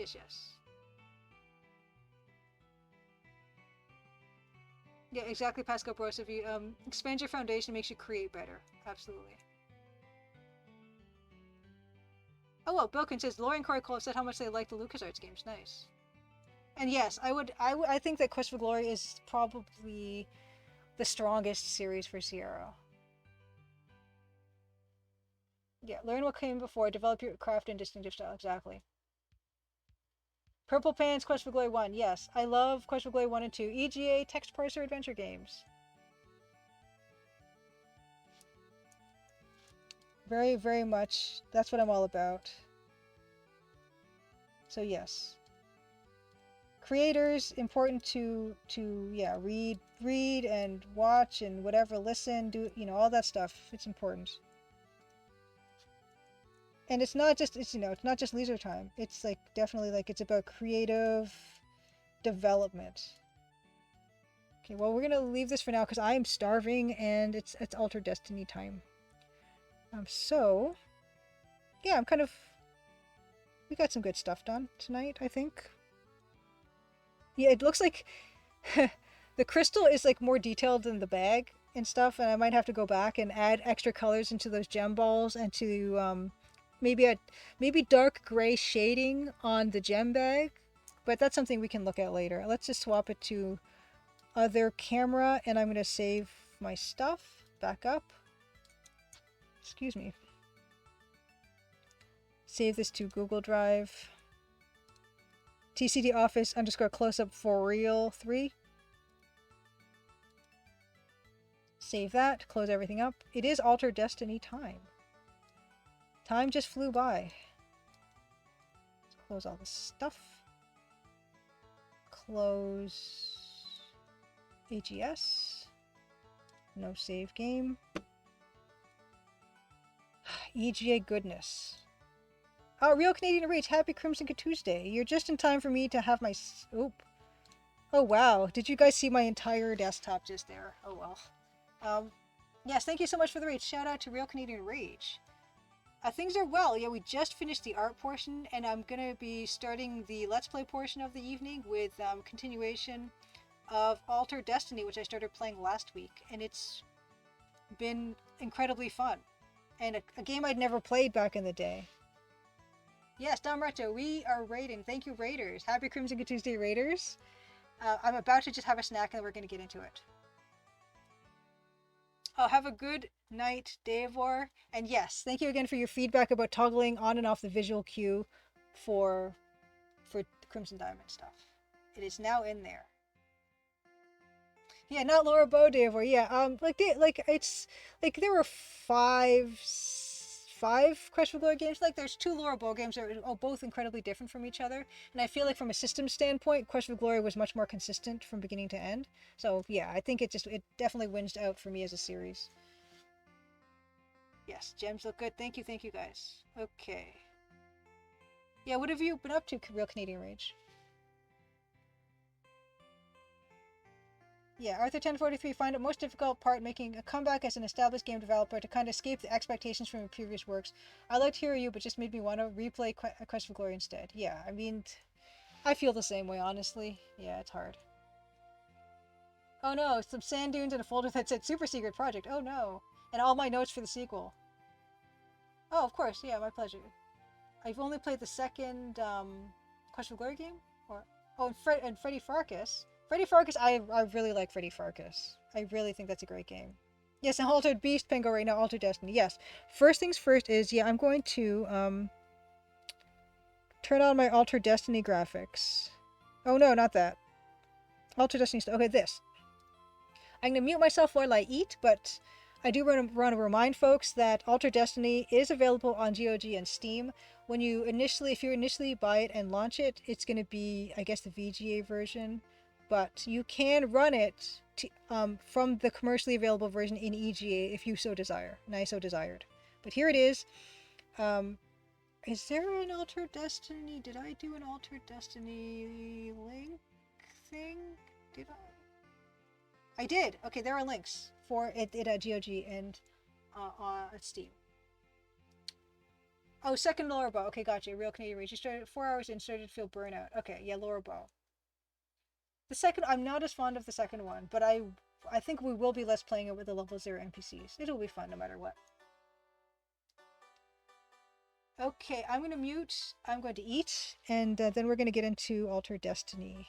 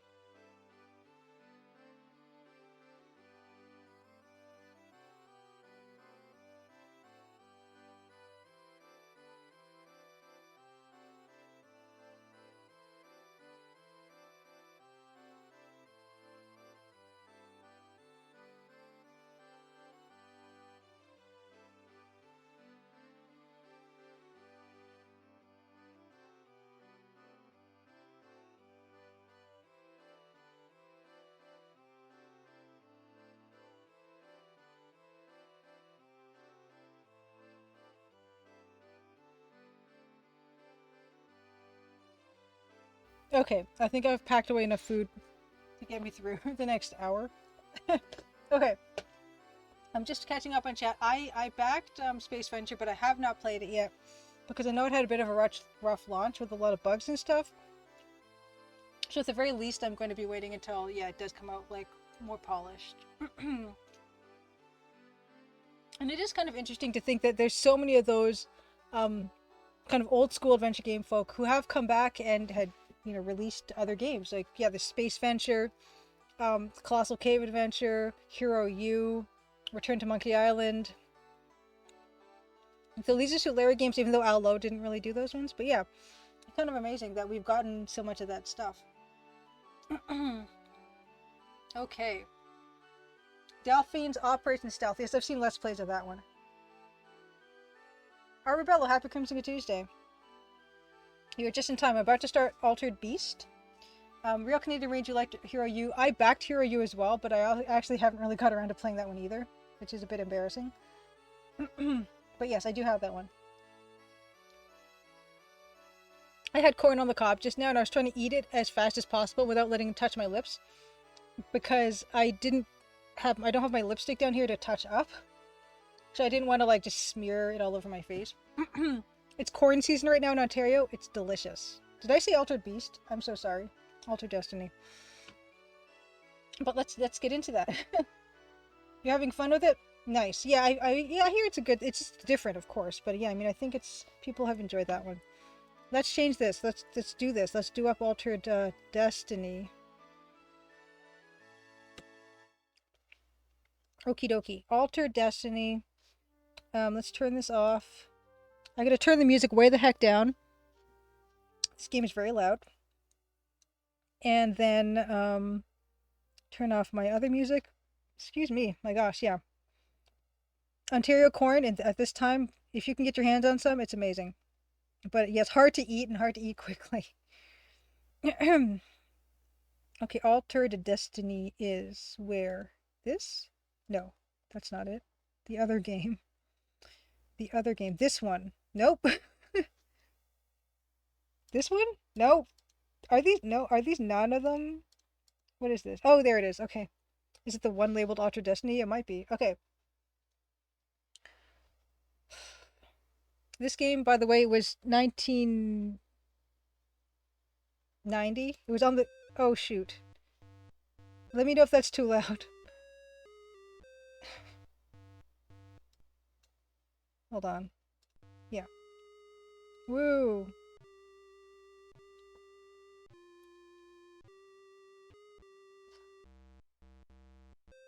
No, not Flight of the Amazon Queen. Although that's something else I have to play.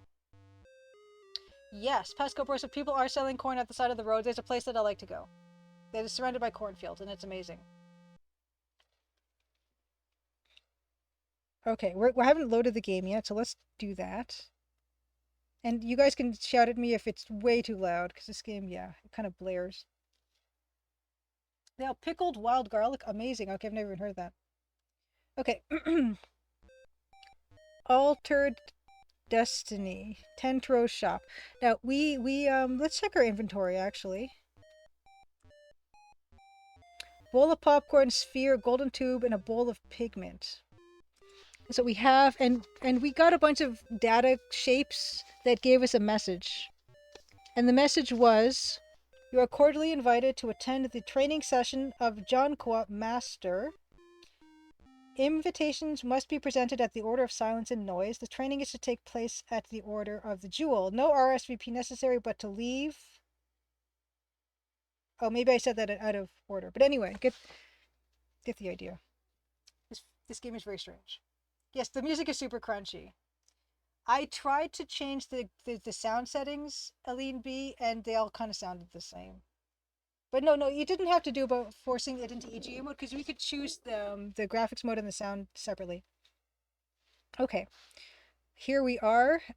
Yeah, and this is text parser, so we have to ask about specific things. So did we ask about Jonqua? I don't know if we've ever asked about Jonqua.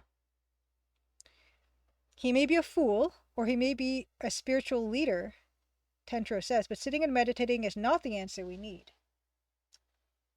Yeah, this is a long-headed fellow. And it's gorgeous. This game is gorgeous. That's Jonqua. I wonder if we can ask about Order of the Jewel. Let's ask. Ask about Order of the Jewel. Okay, no. Ask about Invitation? Okay, they are examples of what this frag technology can create. Fragments of information, which we've already formed whatever we needed to out of that, I think. Ask about silence. I am involved in information dissemination, but I do have my limits, he says. Okay, we'll ask about noise. Okay, no. I guess that's his general, I don't know what that is, saying. Okay. Here's our guy. Okay, I don't think there's anything else we can do here. I'm just gonna refresh my memory. Yes, he's a tall, thin creature indeed. Totally absorbed. We do have a golden tube, Look tube, for carrying frags, and we did suck up some frags. In fact, why don't we try that again? Point tube at frags. Yeah, so we already have the frags in it, and the frags were use tube, the invitation that we saw.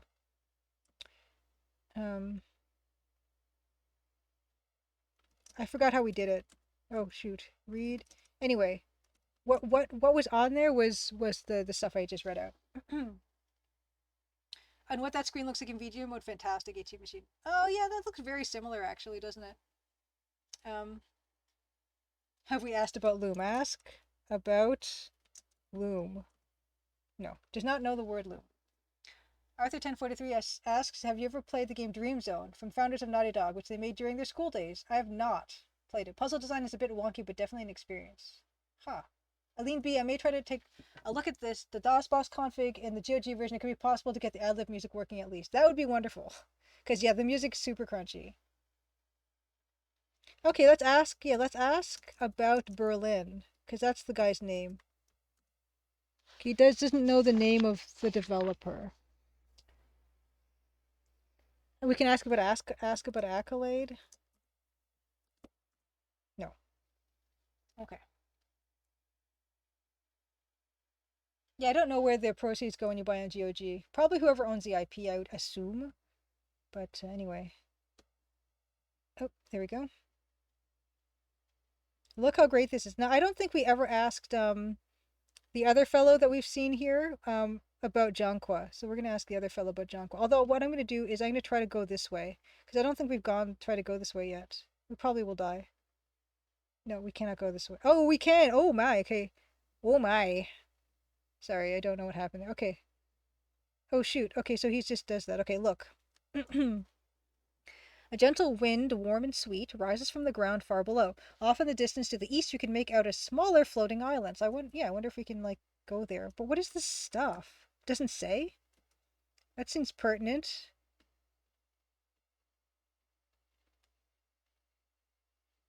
Can I fall? Yes. Yes, AT Machine. This is a Mike Berlin game. Who also made Bubsy. Bubsy in Claws Encounters of a Furred Kind, and co-created Test Times in Tone Town with Rebecca Heineman. Founded Eidetic with Mark Blank, and he also worked on Zork. Okay. Sound is extremely finicky unless one can find the right combination of free RAM, video mode, and sound device. Usually plays through PC speakers. Adlib and CGA works. CMS music seems to be more difficult. Yeah. Infidel and Suspended. Nice. Yeah, Zork is totally a legend. Okay. Well, I didn't actually save on the screen, so why don't we do that? We didn't. I apologize about the music. Like, thankfully it's not ubiquitous.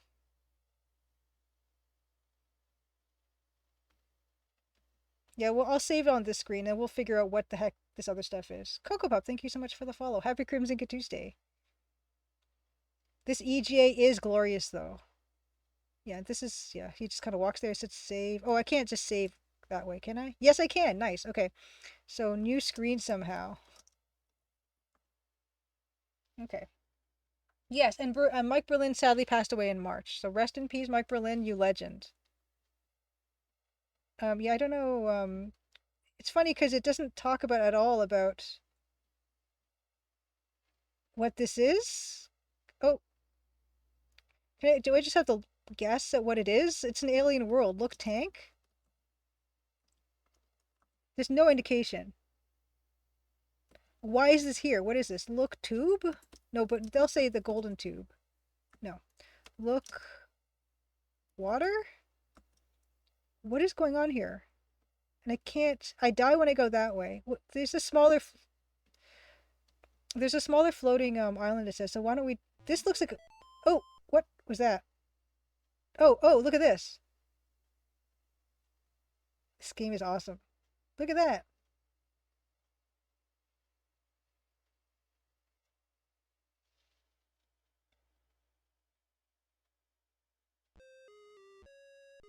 Oh my gosh, this might be the tiniest sprite I've ever seen. You're 4 pixels high, maybe 5? Look at that. I can't get over how cute this is.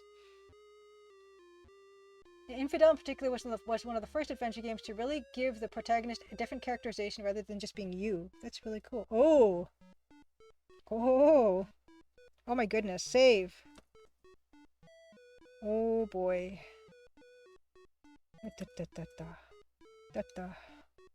Oh boy. New island. You can feel the slight motion of this island as the wind playfully pushes it. Its motion, its small size, and the odd-looking creature off to the right make you a little uneasy.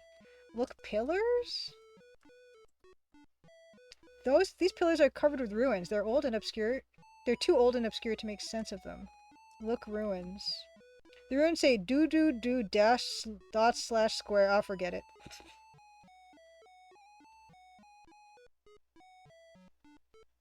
Yes, yeah, Maximus, yeah, if I grab onto one of the floaters, I can descend. But of course, I didn't want to do that yet because it felt kind of a very one-way type of thing. Look, plant on top. They're tethering the island, keeping the rock from floating off into space. Look, creature. Which do you mean, the transporter, the little squalna, or the vinda? Look, transporter. The transporter is a relatively safe method of getting from one island to another. There's nothing on the transporter. Look, squalna? Oh, darn it. Look, creature. Squalna. I thought I spelled that right, for what it's worth. Okay.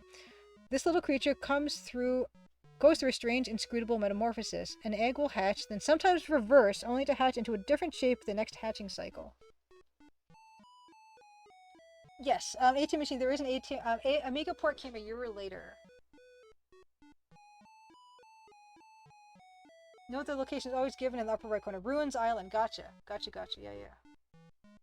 Ah, floaters sound like a concept of a Jovian life form from Carl Sagan's book Cosmos. Look. What is this guy? Vindu? They said Vindu? Ugh. I know I'm close. Vinda. Look, Vinda. Vinda is an ancient, a master of foretelling and soothsaying. From this distance, that's about all you can tell. Okay, I gotta get closer. Oh yeah, Arthur 1043. This is the same studio that made the Less Manly games, or Gamer games. I think there's 2 of them, right? Let's get closer. Yes. Divination area. Look. Standing before you, exuding a presence that speaks of limitless age and the infinite, is a wizened old creature, Vinda. Look. It's kind of interesting you can call up the parser, even though there's a text box description, so that's cool. Vinda is an ancient, a master of foretelling and soothsaying. His odd shape allows him to focus energy and time, enabling him to do divinations. Ask about future? All of our futures are in your hands. That much I know, he says in an out-of-phase voice. What was the guy's name? Helmer is the alien, our enemy. Helmer, you do not need a diviner to tell you of a youth gone mad. Ask. Oh, actually, Control A will give you ask about. There are shortcuts in this game. Ask about me. The ruins say nothing about that. Ask about... Oh, it doesn't? I thought it did. Maybe not. Ask about Janqua, who is the guy who sent us here through the VCR. He is a master of silence. That I know well. From my divinations, I am unclear as to his location. Ask about Tentro. His little fries contain powerful information. Ask about information. Ruin say nothing of that. Ask. I forgot the other guy's name. The weaponsmith. What was his What was it called again? He was called a metal bender, metal warper, metal warper, metal bender, metal shaper. I can't remember what his name was. Oh, Deluxe Tux, have a wonderful night. Happy Crimson Tuesday. Good luck with the rest of your week. You like this version better? Arthur 1043, nice. Oh, VGA? Oh yeah, that's not as good. No. Okay. Ask about... Oh yeah, the other stuff we could ask about was silence and noise. Silence. Nope. Ask about... invitation. Ask about divination. To do a proper divination, I require an Indela bird. Ask about popcorn. Ask about... noise. Ask about...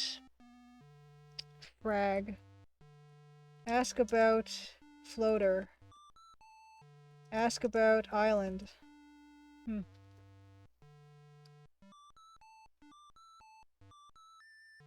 Yeah, Penguin, I like how the game makes you learn names and words. Usually I'd be at the end of a game and I don't even remember the main character's name. That's why one of the reasons I love text parser. Helene B. said to Vinda, stuff is a little show-offy in an infocom way, like they want you to know how much heavy lifting the parser is doing on your behalf. The bird, maybe the bird. Oh, Adlib music works on DOSBox X. Interesting. Okay, I might have to... I'll try to launch the game through my defend and see what happens. But does this game scold you for lazy thinking if you try to use an item? If it's not, then it's not really infocom. I forgot the other guy's name in the game. This game. The weapons guy. Darn it. Ask about... weapon mold? Helmar. Thank you, Helmar. No. The blacksmith guy in the other screen. You know what? Let's just save it. Let's save it. Let's save it here. And then we're going to load it because we're going to find out that guy's name and then write it down. Yes, save. Load. Alnar. Oh, it's Alnar. There you go. I don't even have to go anywhere. Ask about Alnar. Nice. Ask about Alnar. Alnar is gruff but friendly. His approach is somewhat less meditative and contemplative than mine, though. Ask about... I should write all this down. Okay, Alnar. Alnar Tentro. Okay. And Jonqua. Okay.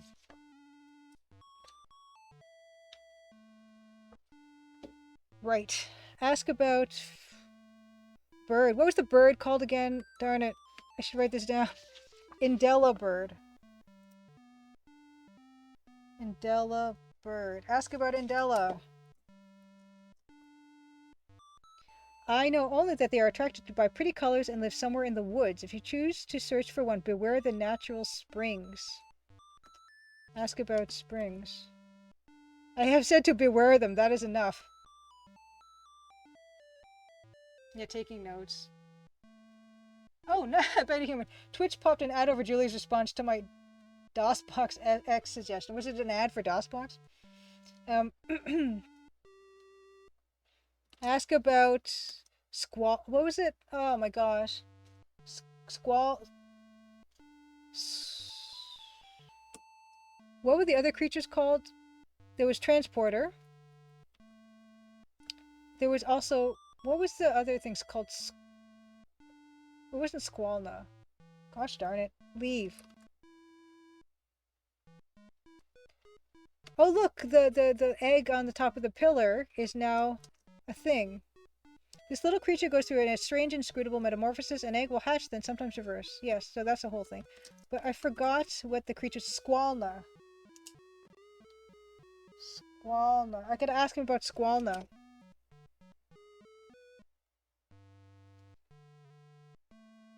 And I have asked about floaters, but I need to write that down too. Floaters. Ask about Squalna. What? Ask about... Okay. Yeah, exactly. Velocirampage. Happy Crimson Tuesday, by the way. Classic adventure game trope of exhaust every possible interaction. Yeah, I'm trying to... Well, we got some information from this guy, but you just never know. And that's also the magic of text parser. It's like there's not a dialogue tree to exhaust. We could be missing something super key, but I think I've asked him all the nouns that I could ask him about. Oh, Daltier. That's the planet. Ask about Daltier. It would be better to ask about things more in your control. Ask about control. Gem. There's a gem, right? We need to find Jewel. Ask about Jewel. Knowing what you seek, I will give you the most help possible by divining. I know of little else. Are you gonna divine? Ask for divination. But he needs the bird, right? Ask about divination. He won't do it until I get the bird. Yeah. Okay, so we need a bird. You do like the illusion of the creature closing his eyes animation? Oh, I've missed... Oh, there. Oh, that is nice. See, he's an alien. That's great. Look, staff. It looks like a staff Vidna uses for walking, or whatever he does that passes for walking. I couldn't tell you since his feet seem to be missing. Ask about staff. It helps me focus my energy. Look, robe. It not only keeps Vinda warm, it also shields us from having to look at more of his skin. It's not nice. Okay. Okay, well, I think we've asked him all the stuff we can ask. I'm gonna be happy to leave. There it goes again! Look at that! Yeah, I wonder, look at... creature. I forgot what it's called again. Squalna? Yeah, Squalna. Look at Squalna. Okay, so I'm gonna go back here again. I'm just gonna go back and see, because we haven't seen it repeat a shape yet, so maybe there's a special puzzle to be seen when he becomes a certain shape. Oh, look, it's gone. It's gone completely. Okay. Push pillar. Okay. I feel okay about leaving this part. Okay, that's fine. Maybe he's going to perform some higher spicy? Haha. Oh, beta human. If you need it for divination, does it make it a bird of prey? Oh, Aline B says, Conquest of Camelot's writing is very generous for that kind of interaction. Many spots in the game will let you go several questions deep on history and legend if you keep asking Merlin about everything the text mentions. Yeah, I wonder, that's a good point actually, Aline B. I should ask him some of the questions again. Let's do that. Okay, so ask about Tentro. Yeah, that's a good point, because sometimes these games do give you new information when you ask multiple. Yeah, that's fine. Okay. Divination using bird entrails. Is that what it's called, really? Oh, shoot. Don't kill me. Don't kill me. Yeah, it's kind of like the Sierra movement. Actually, I guess I could click. I could click my mouse on the transporter. Yeah, it changes every time. We haven't seen it really repeat, which is kind of cool. Performed by Harrispex. That's cool. I did not know that. ATM machine. Can I just... No, we gotta watch them do it every time. That's okay. But we have another way down, which that might be our next option. P.S. Garrick, happy Crimson Tuesday. Great to see you. What have you been up to this evening / morning, afternoon? Shout out. Shout out. And hey again, Grundislav. P.S. Garrick, fantastic.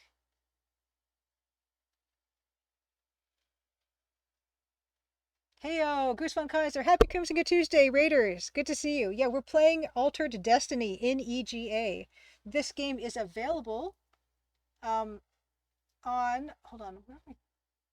It's available on GOG and Steam, and if you load this up through the if you run the setup in DOSBox, you can change it to be this beautiful, glorious EGA version, which I'm currently enjoying very much. This isn't Wilco Up. This isn't the Destiny I remember. Yeah, this is Altered Destiny. It's not Altered Beast. It's not Spear of Destiny, I guess. It's not that either. It's this game by Accolade, made in 1990 by Accolade, by Michael Berlin, who made games with Infocom, made Bubsy, and a bunch of other cool stuff. I love it. Yeah, goodness love, there really isn't a heck of a lot of difference between this version and the uh, the VGA version, or the Amiga version even. I just, me, I'm gonna play it the EGA way. It doesn't seem like, yeah, this weird plumbing thing. I don't know. Look, I've already tried look tanks. Look flow. Look container. I'll try look creature because now there's more creatures here. Large floater or transport. In fact, I wonder what happens if I grab a floater here. Let's save. I'm having the time of my life with this game. This is wonderful. Grab floater. Take floater. Okay, so let's see where it takes us in when we're from this screen. Kanori, greetings, and Keniori, greetings and salutations. Good to see you.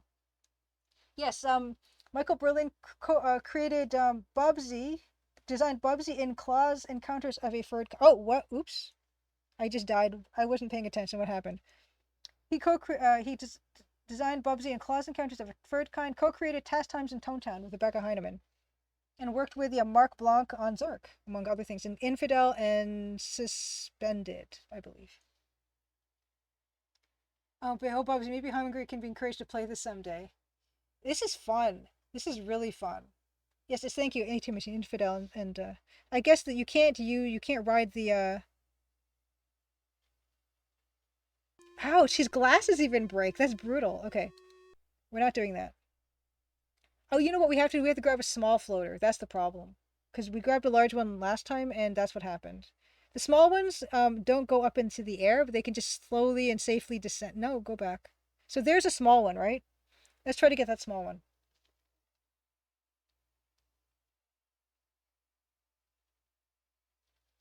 Yeah, Space Quest 3 is an EGA, Arthur.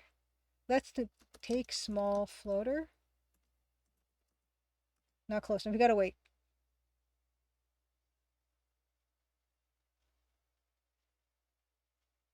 Come on, you little thing. Yes. Okay. Wonder if it's gonna take us to the same screen as the other time.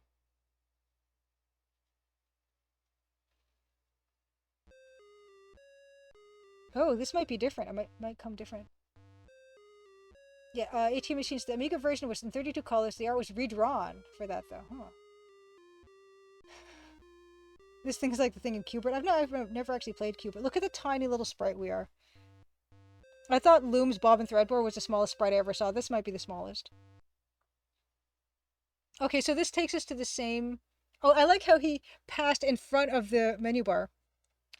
This is the same screen if we were to grab a small floater from the starting screen, so that's good.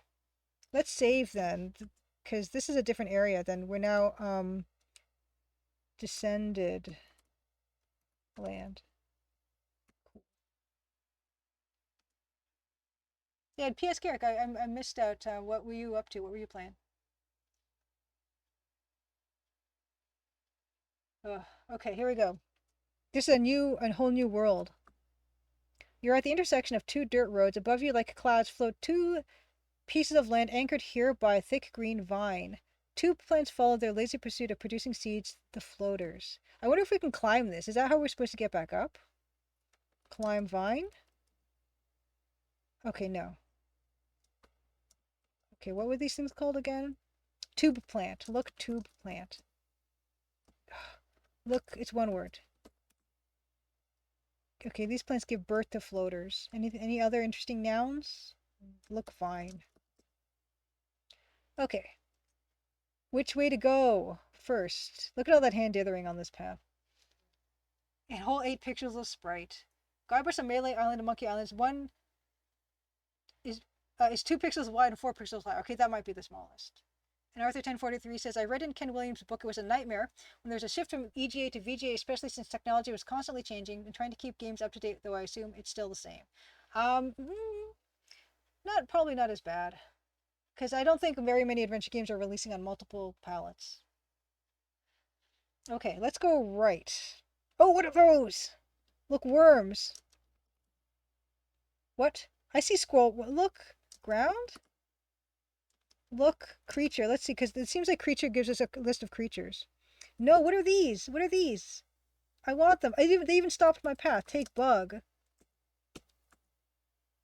Take slug. I want them. No, take slug. Take worm. I see scroll worms. I want the scroll worm. Come on, I do see something. Come on. Okay. Whoa!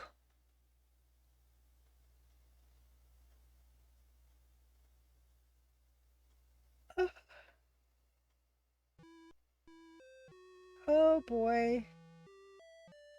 Family of wheelies. Wow. I wanted to eat them or feed them or I don't know what.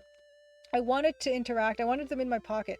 You're on the edge of a heavily wooded area. The serenity of the woods seem to lull you, relax you, make you feel secure and serene. Look, trees. Their roots rise up into the air as if ready to walk, but they're stationary, leading a dreamy existence. Whew.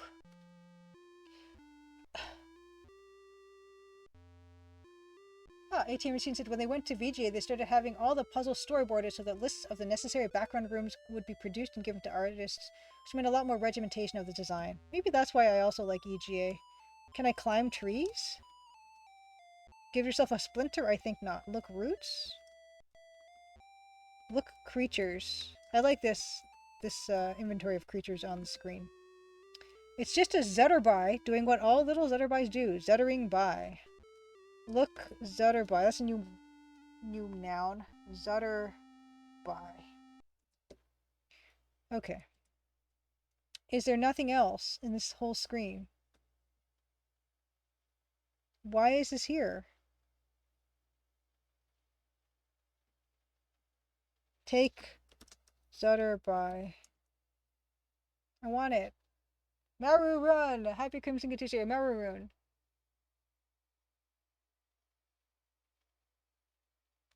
Oh, Family of Aline Beat. Thank you. The which do you mean dialogue on the previous screen called the creature's family of wheelies. Darn it! I want the wheelie worms. Okay, wheelies. Okay, I'm gonna wheelies. Wheelies. Great. Okay. Okay. This is fantastic. I'm learning all kinds of words. Okay, can't go this way? How about this way? No? Yes. Ooh.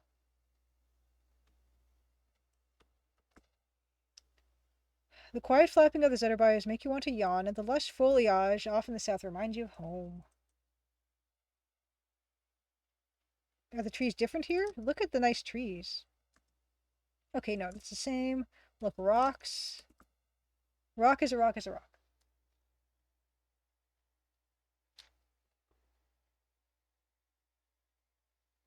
Arthur 1043 says, if the narrator knows what they are, does it mean the narrator is all knowing, not the player walking around? Yes, that's indeed the case, I think. Yeah. Oh, Bill Davis joined LucasArts? Huh. And also worked in Sierra? That's interesting. I wonder if he has stories to tell. Ooh. The forest starts in earnest here, and Zutterbys enter from a small clearing to the east. A wave of fatigue, oh, we're gonna fall asleep, like a gust of warm air, washes over you. Look, creatures. What? Look, plants? Okay, somna. Somna, okay. So many words. Somna. Somna or pomenta.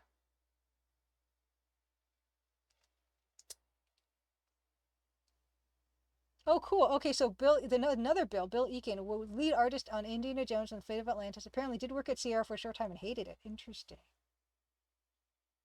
Yes, there was a Sierra. Oh, okay. Oh, that was in a Sierra Adventure book by Sean Mills, which I have not read. Yeah, yeah. Now this game is all over the place. Look, Somna. The roots. Oh, those are the trees. Their roots rise into the air as if ready to walk. Yes. Look, Pomenta. But there's that onion-looking thing. These pimento flowers are part of it. The flu box's diet. Oh my gosh, the words. Okay. I need to come up with like a spreadsheet or something. Flu box. As they mature, they writhe to attract Zetterbies for pollination. This is a whole world, isn't it? Look, flu box.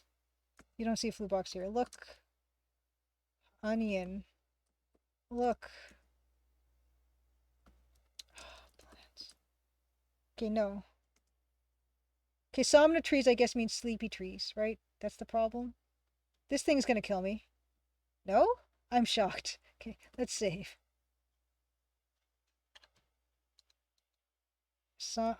Forest. Okay. Yeah, don't touch the tendrils exactly. I'm shocked that it didn't do anything. Okay, here we go. Look. Tentacle. I don't know what this is. What is this? Look, what's the pink thing? Look. Creature. Can I look at it now because it's there? Quirrell. Okay, look, Quirrell. Wow, it's a whole thing. There's so many things to... Quirrell.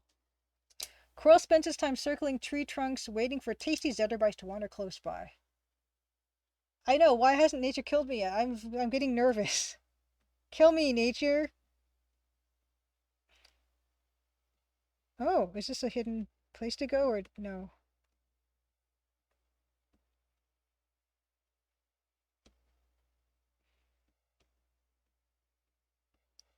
What is this? Okay, so look stump.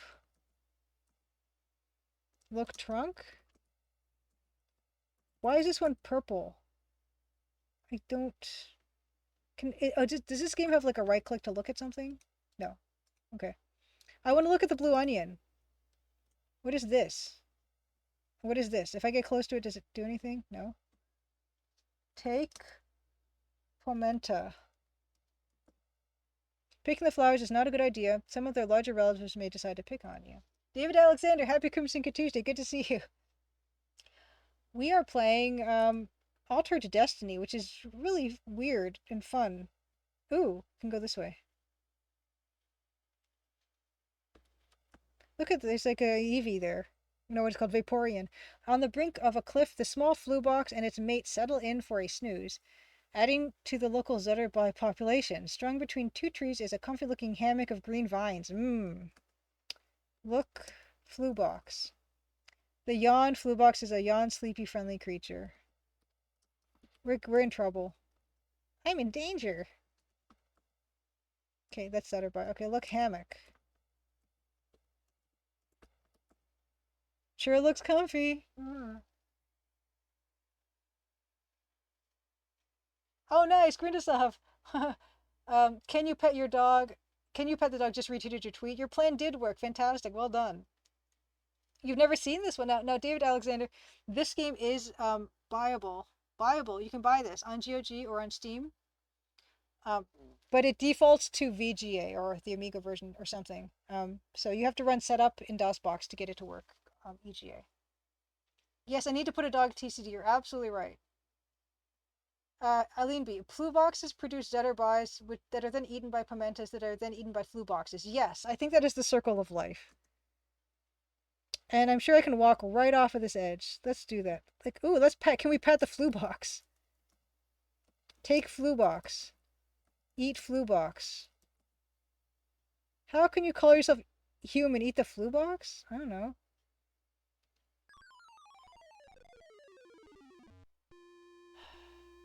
I tried to make the game work in ScumVM, but I couldn't load it, I don't think. I don't remember.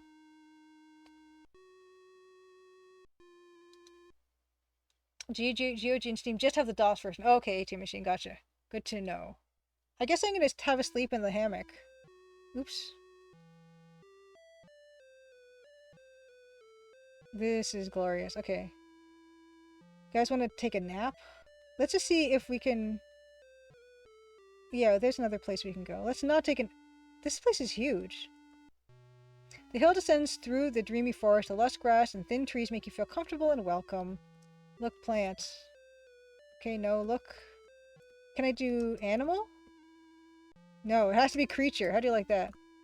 Okay, can't see anything here. Okay, so... Can I go south? Should I be mapping this? This looks complicated. Seems... You're near the bottom of the winding hill. The local vegetation writhes in some choreographed mating ritual. Look, plants. Somna trees, pimento flower. We know what pimento flowers are. Pimenta. Yes, yes, we know this all now. Look, plant. Oh, look, animal. Oh, creature. Can't see it. Okay. The trees are amazing. Oh, yay, Arthur 1043. I got this reward, so I have to use this glorious pixel diamond. Fantastic. Fantastic. Is there a hole over here? Is that what I'm seeing?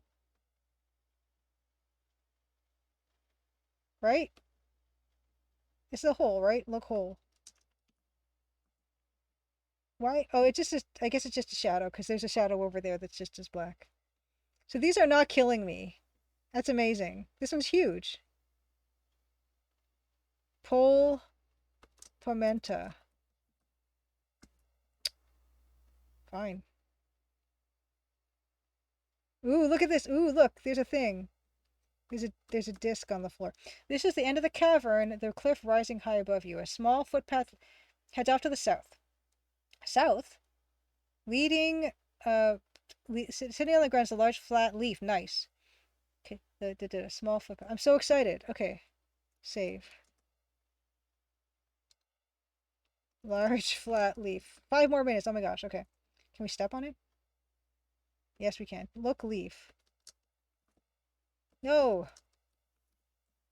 It's a large round leaf. The 17th stage of pimento plant development. Take leaf. Yes. Look, leaf. Okay, I know that. Oh, I. A leaf. How did we look at this before? Examine? How did I look at my popcorn before? Did I imagine? No, you did. Yeah, look. We can look at stuff, but we can't look at leaf? Okay, whatever. There's a path to the south? I don't...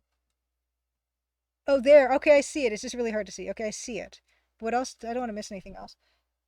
Edge of the cavern. Okay, cliffs. Okay, so there's a footpath to the south. Okay, let's do it. Wow, he can get... Here's the footpath. It feels like everything should kill me here. I agree. Nothing's killing me yet. I fall off cliffs though, pretty good. Yeah, Bill Coon, interesting way to force immersion. The world has its own entire vocabulary. Good thing the graphics and writing are so good, else it might not have been pulled off successfully.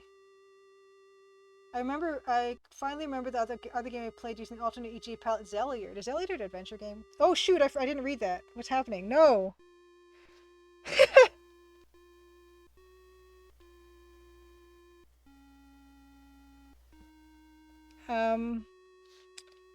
Okay, I gotta do that again.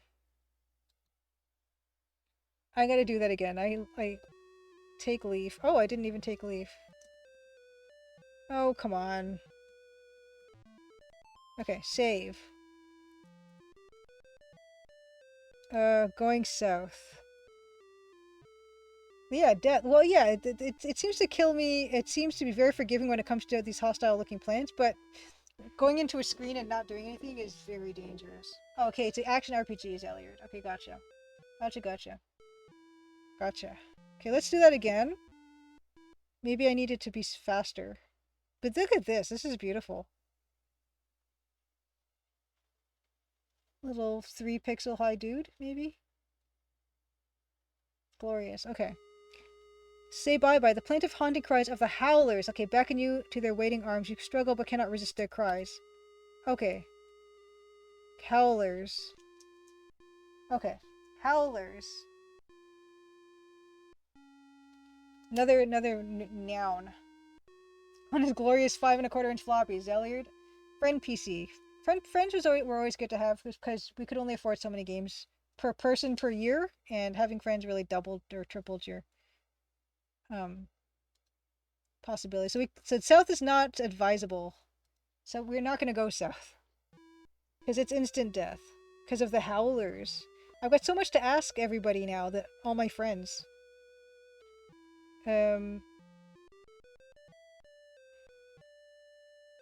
It seems like a lot of like extra rooms, which I actually really like. Can I go north from here? they didn't need all these, you know, and I appreciate it.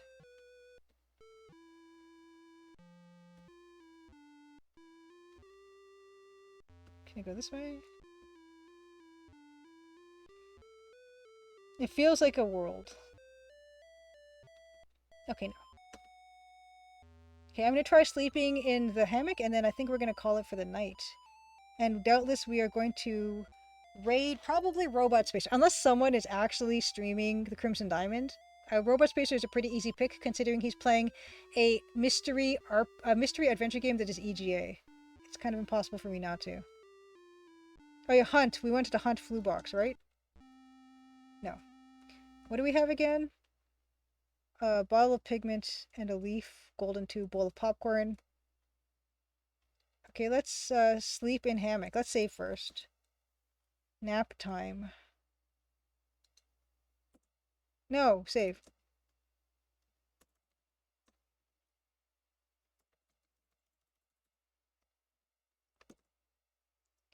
Sleep in hammock. Oh, well, we got points for that. That can't be bad, right? Yay, I made it. Oh, Real Lady Elfie, it is beautiful.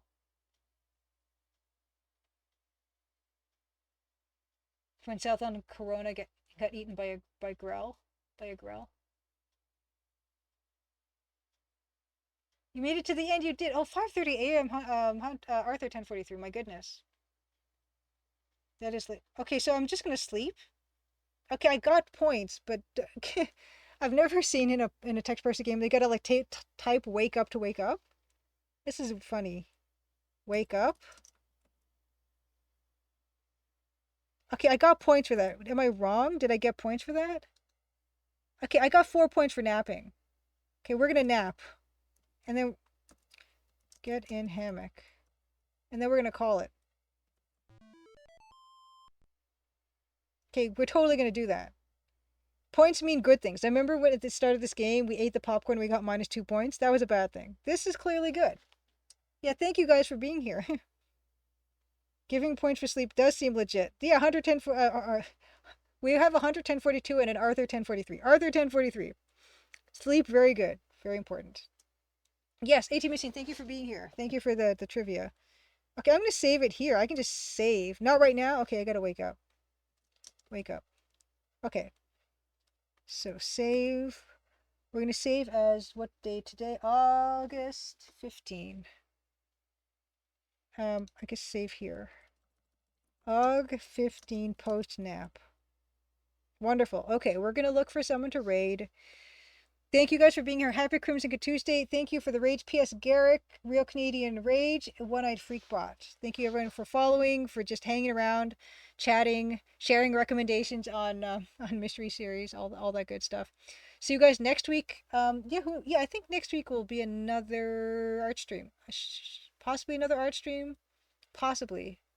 Most likely another art stream. We'll play more of this, which has been delightful. Yeah, that's all I got. Let's find out if we're not raiding Robot Spacer tonight. Arabella, Goldman-sama, David Alexander, Arthur 1043, Real Lady Elfie, Maroon, all you nice fine folk. Aline B, good to see you. Grindeslav, happy Crimson Tuesday. See you tomorrow for Wild West Wednesday. And everyone else. I just scrolled up a bit, but we need to get this raid train going. Good times. We got some good stuff done. We got some crystals done. I got to talk about crystals. Ooh, yes, he's playing Murder Club. Okay, first I do have to do my due diligence. I have to search for someone playing the Crimson Diamond. Yes. Nobody's playing the Crimson Diamond. One of these days. One of these days. Nope. Okay. Who else is playing what? Yeah, nothing's gonna beat this. I've been wanting to play this and now I don't have to. This is fantastic. Okay, we're gonna raid up Robot Spacer. Next time you'll play it nice. This is fantastic. Oh, was that the wrong backslash? Did I slash wrong? Okay. Launch Alter Destiny, quitting back to DOS, running setup. Yes. Yeah, you gotta run the setup. And for some reason, yeah, you can't run it in from Windows. You have to use DOSBox. Yeah, hopefully we can come up with a better solution for that music. Because, yeah, super crunchy. Uh, super crunchy music. Robot Spacer. Is that how we do? Did that? It's like, okay, there we go. Got it. Okay. Robot Spacer is one of my favorite streamers. He streamed the Crimson Diamond demo. He streamed Colonel's Bequest, streamed Return of the Oberdin, streamed a bunch of stuff that I really enjoyed watching. Murder Club is an EGA game designed by the same game, I believe, a lady game designer, Japanese lady game designer, who also made Hotel Dusk, among other things. So, very exciting to get to see this one played. The art is like anime, EGA. It's amazing. It's really amazing.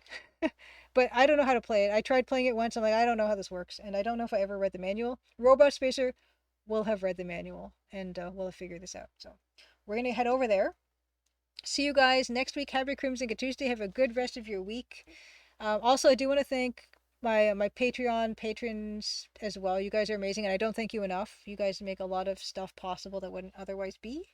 And of course, thank you everyone else. Workers, lurkers, chatters, everyone. Tuesdays are the best. Crimson Tuesday. All right, let's get over there. I'll meet you over there. Bye for now.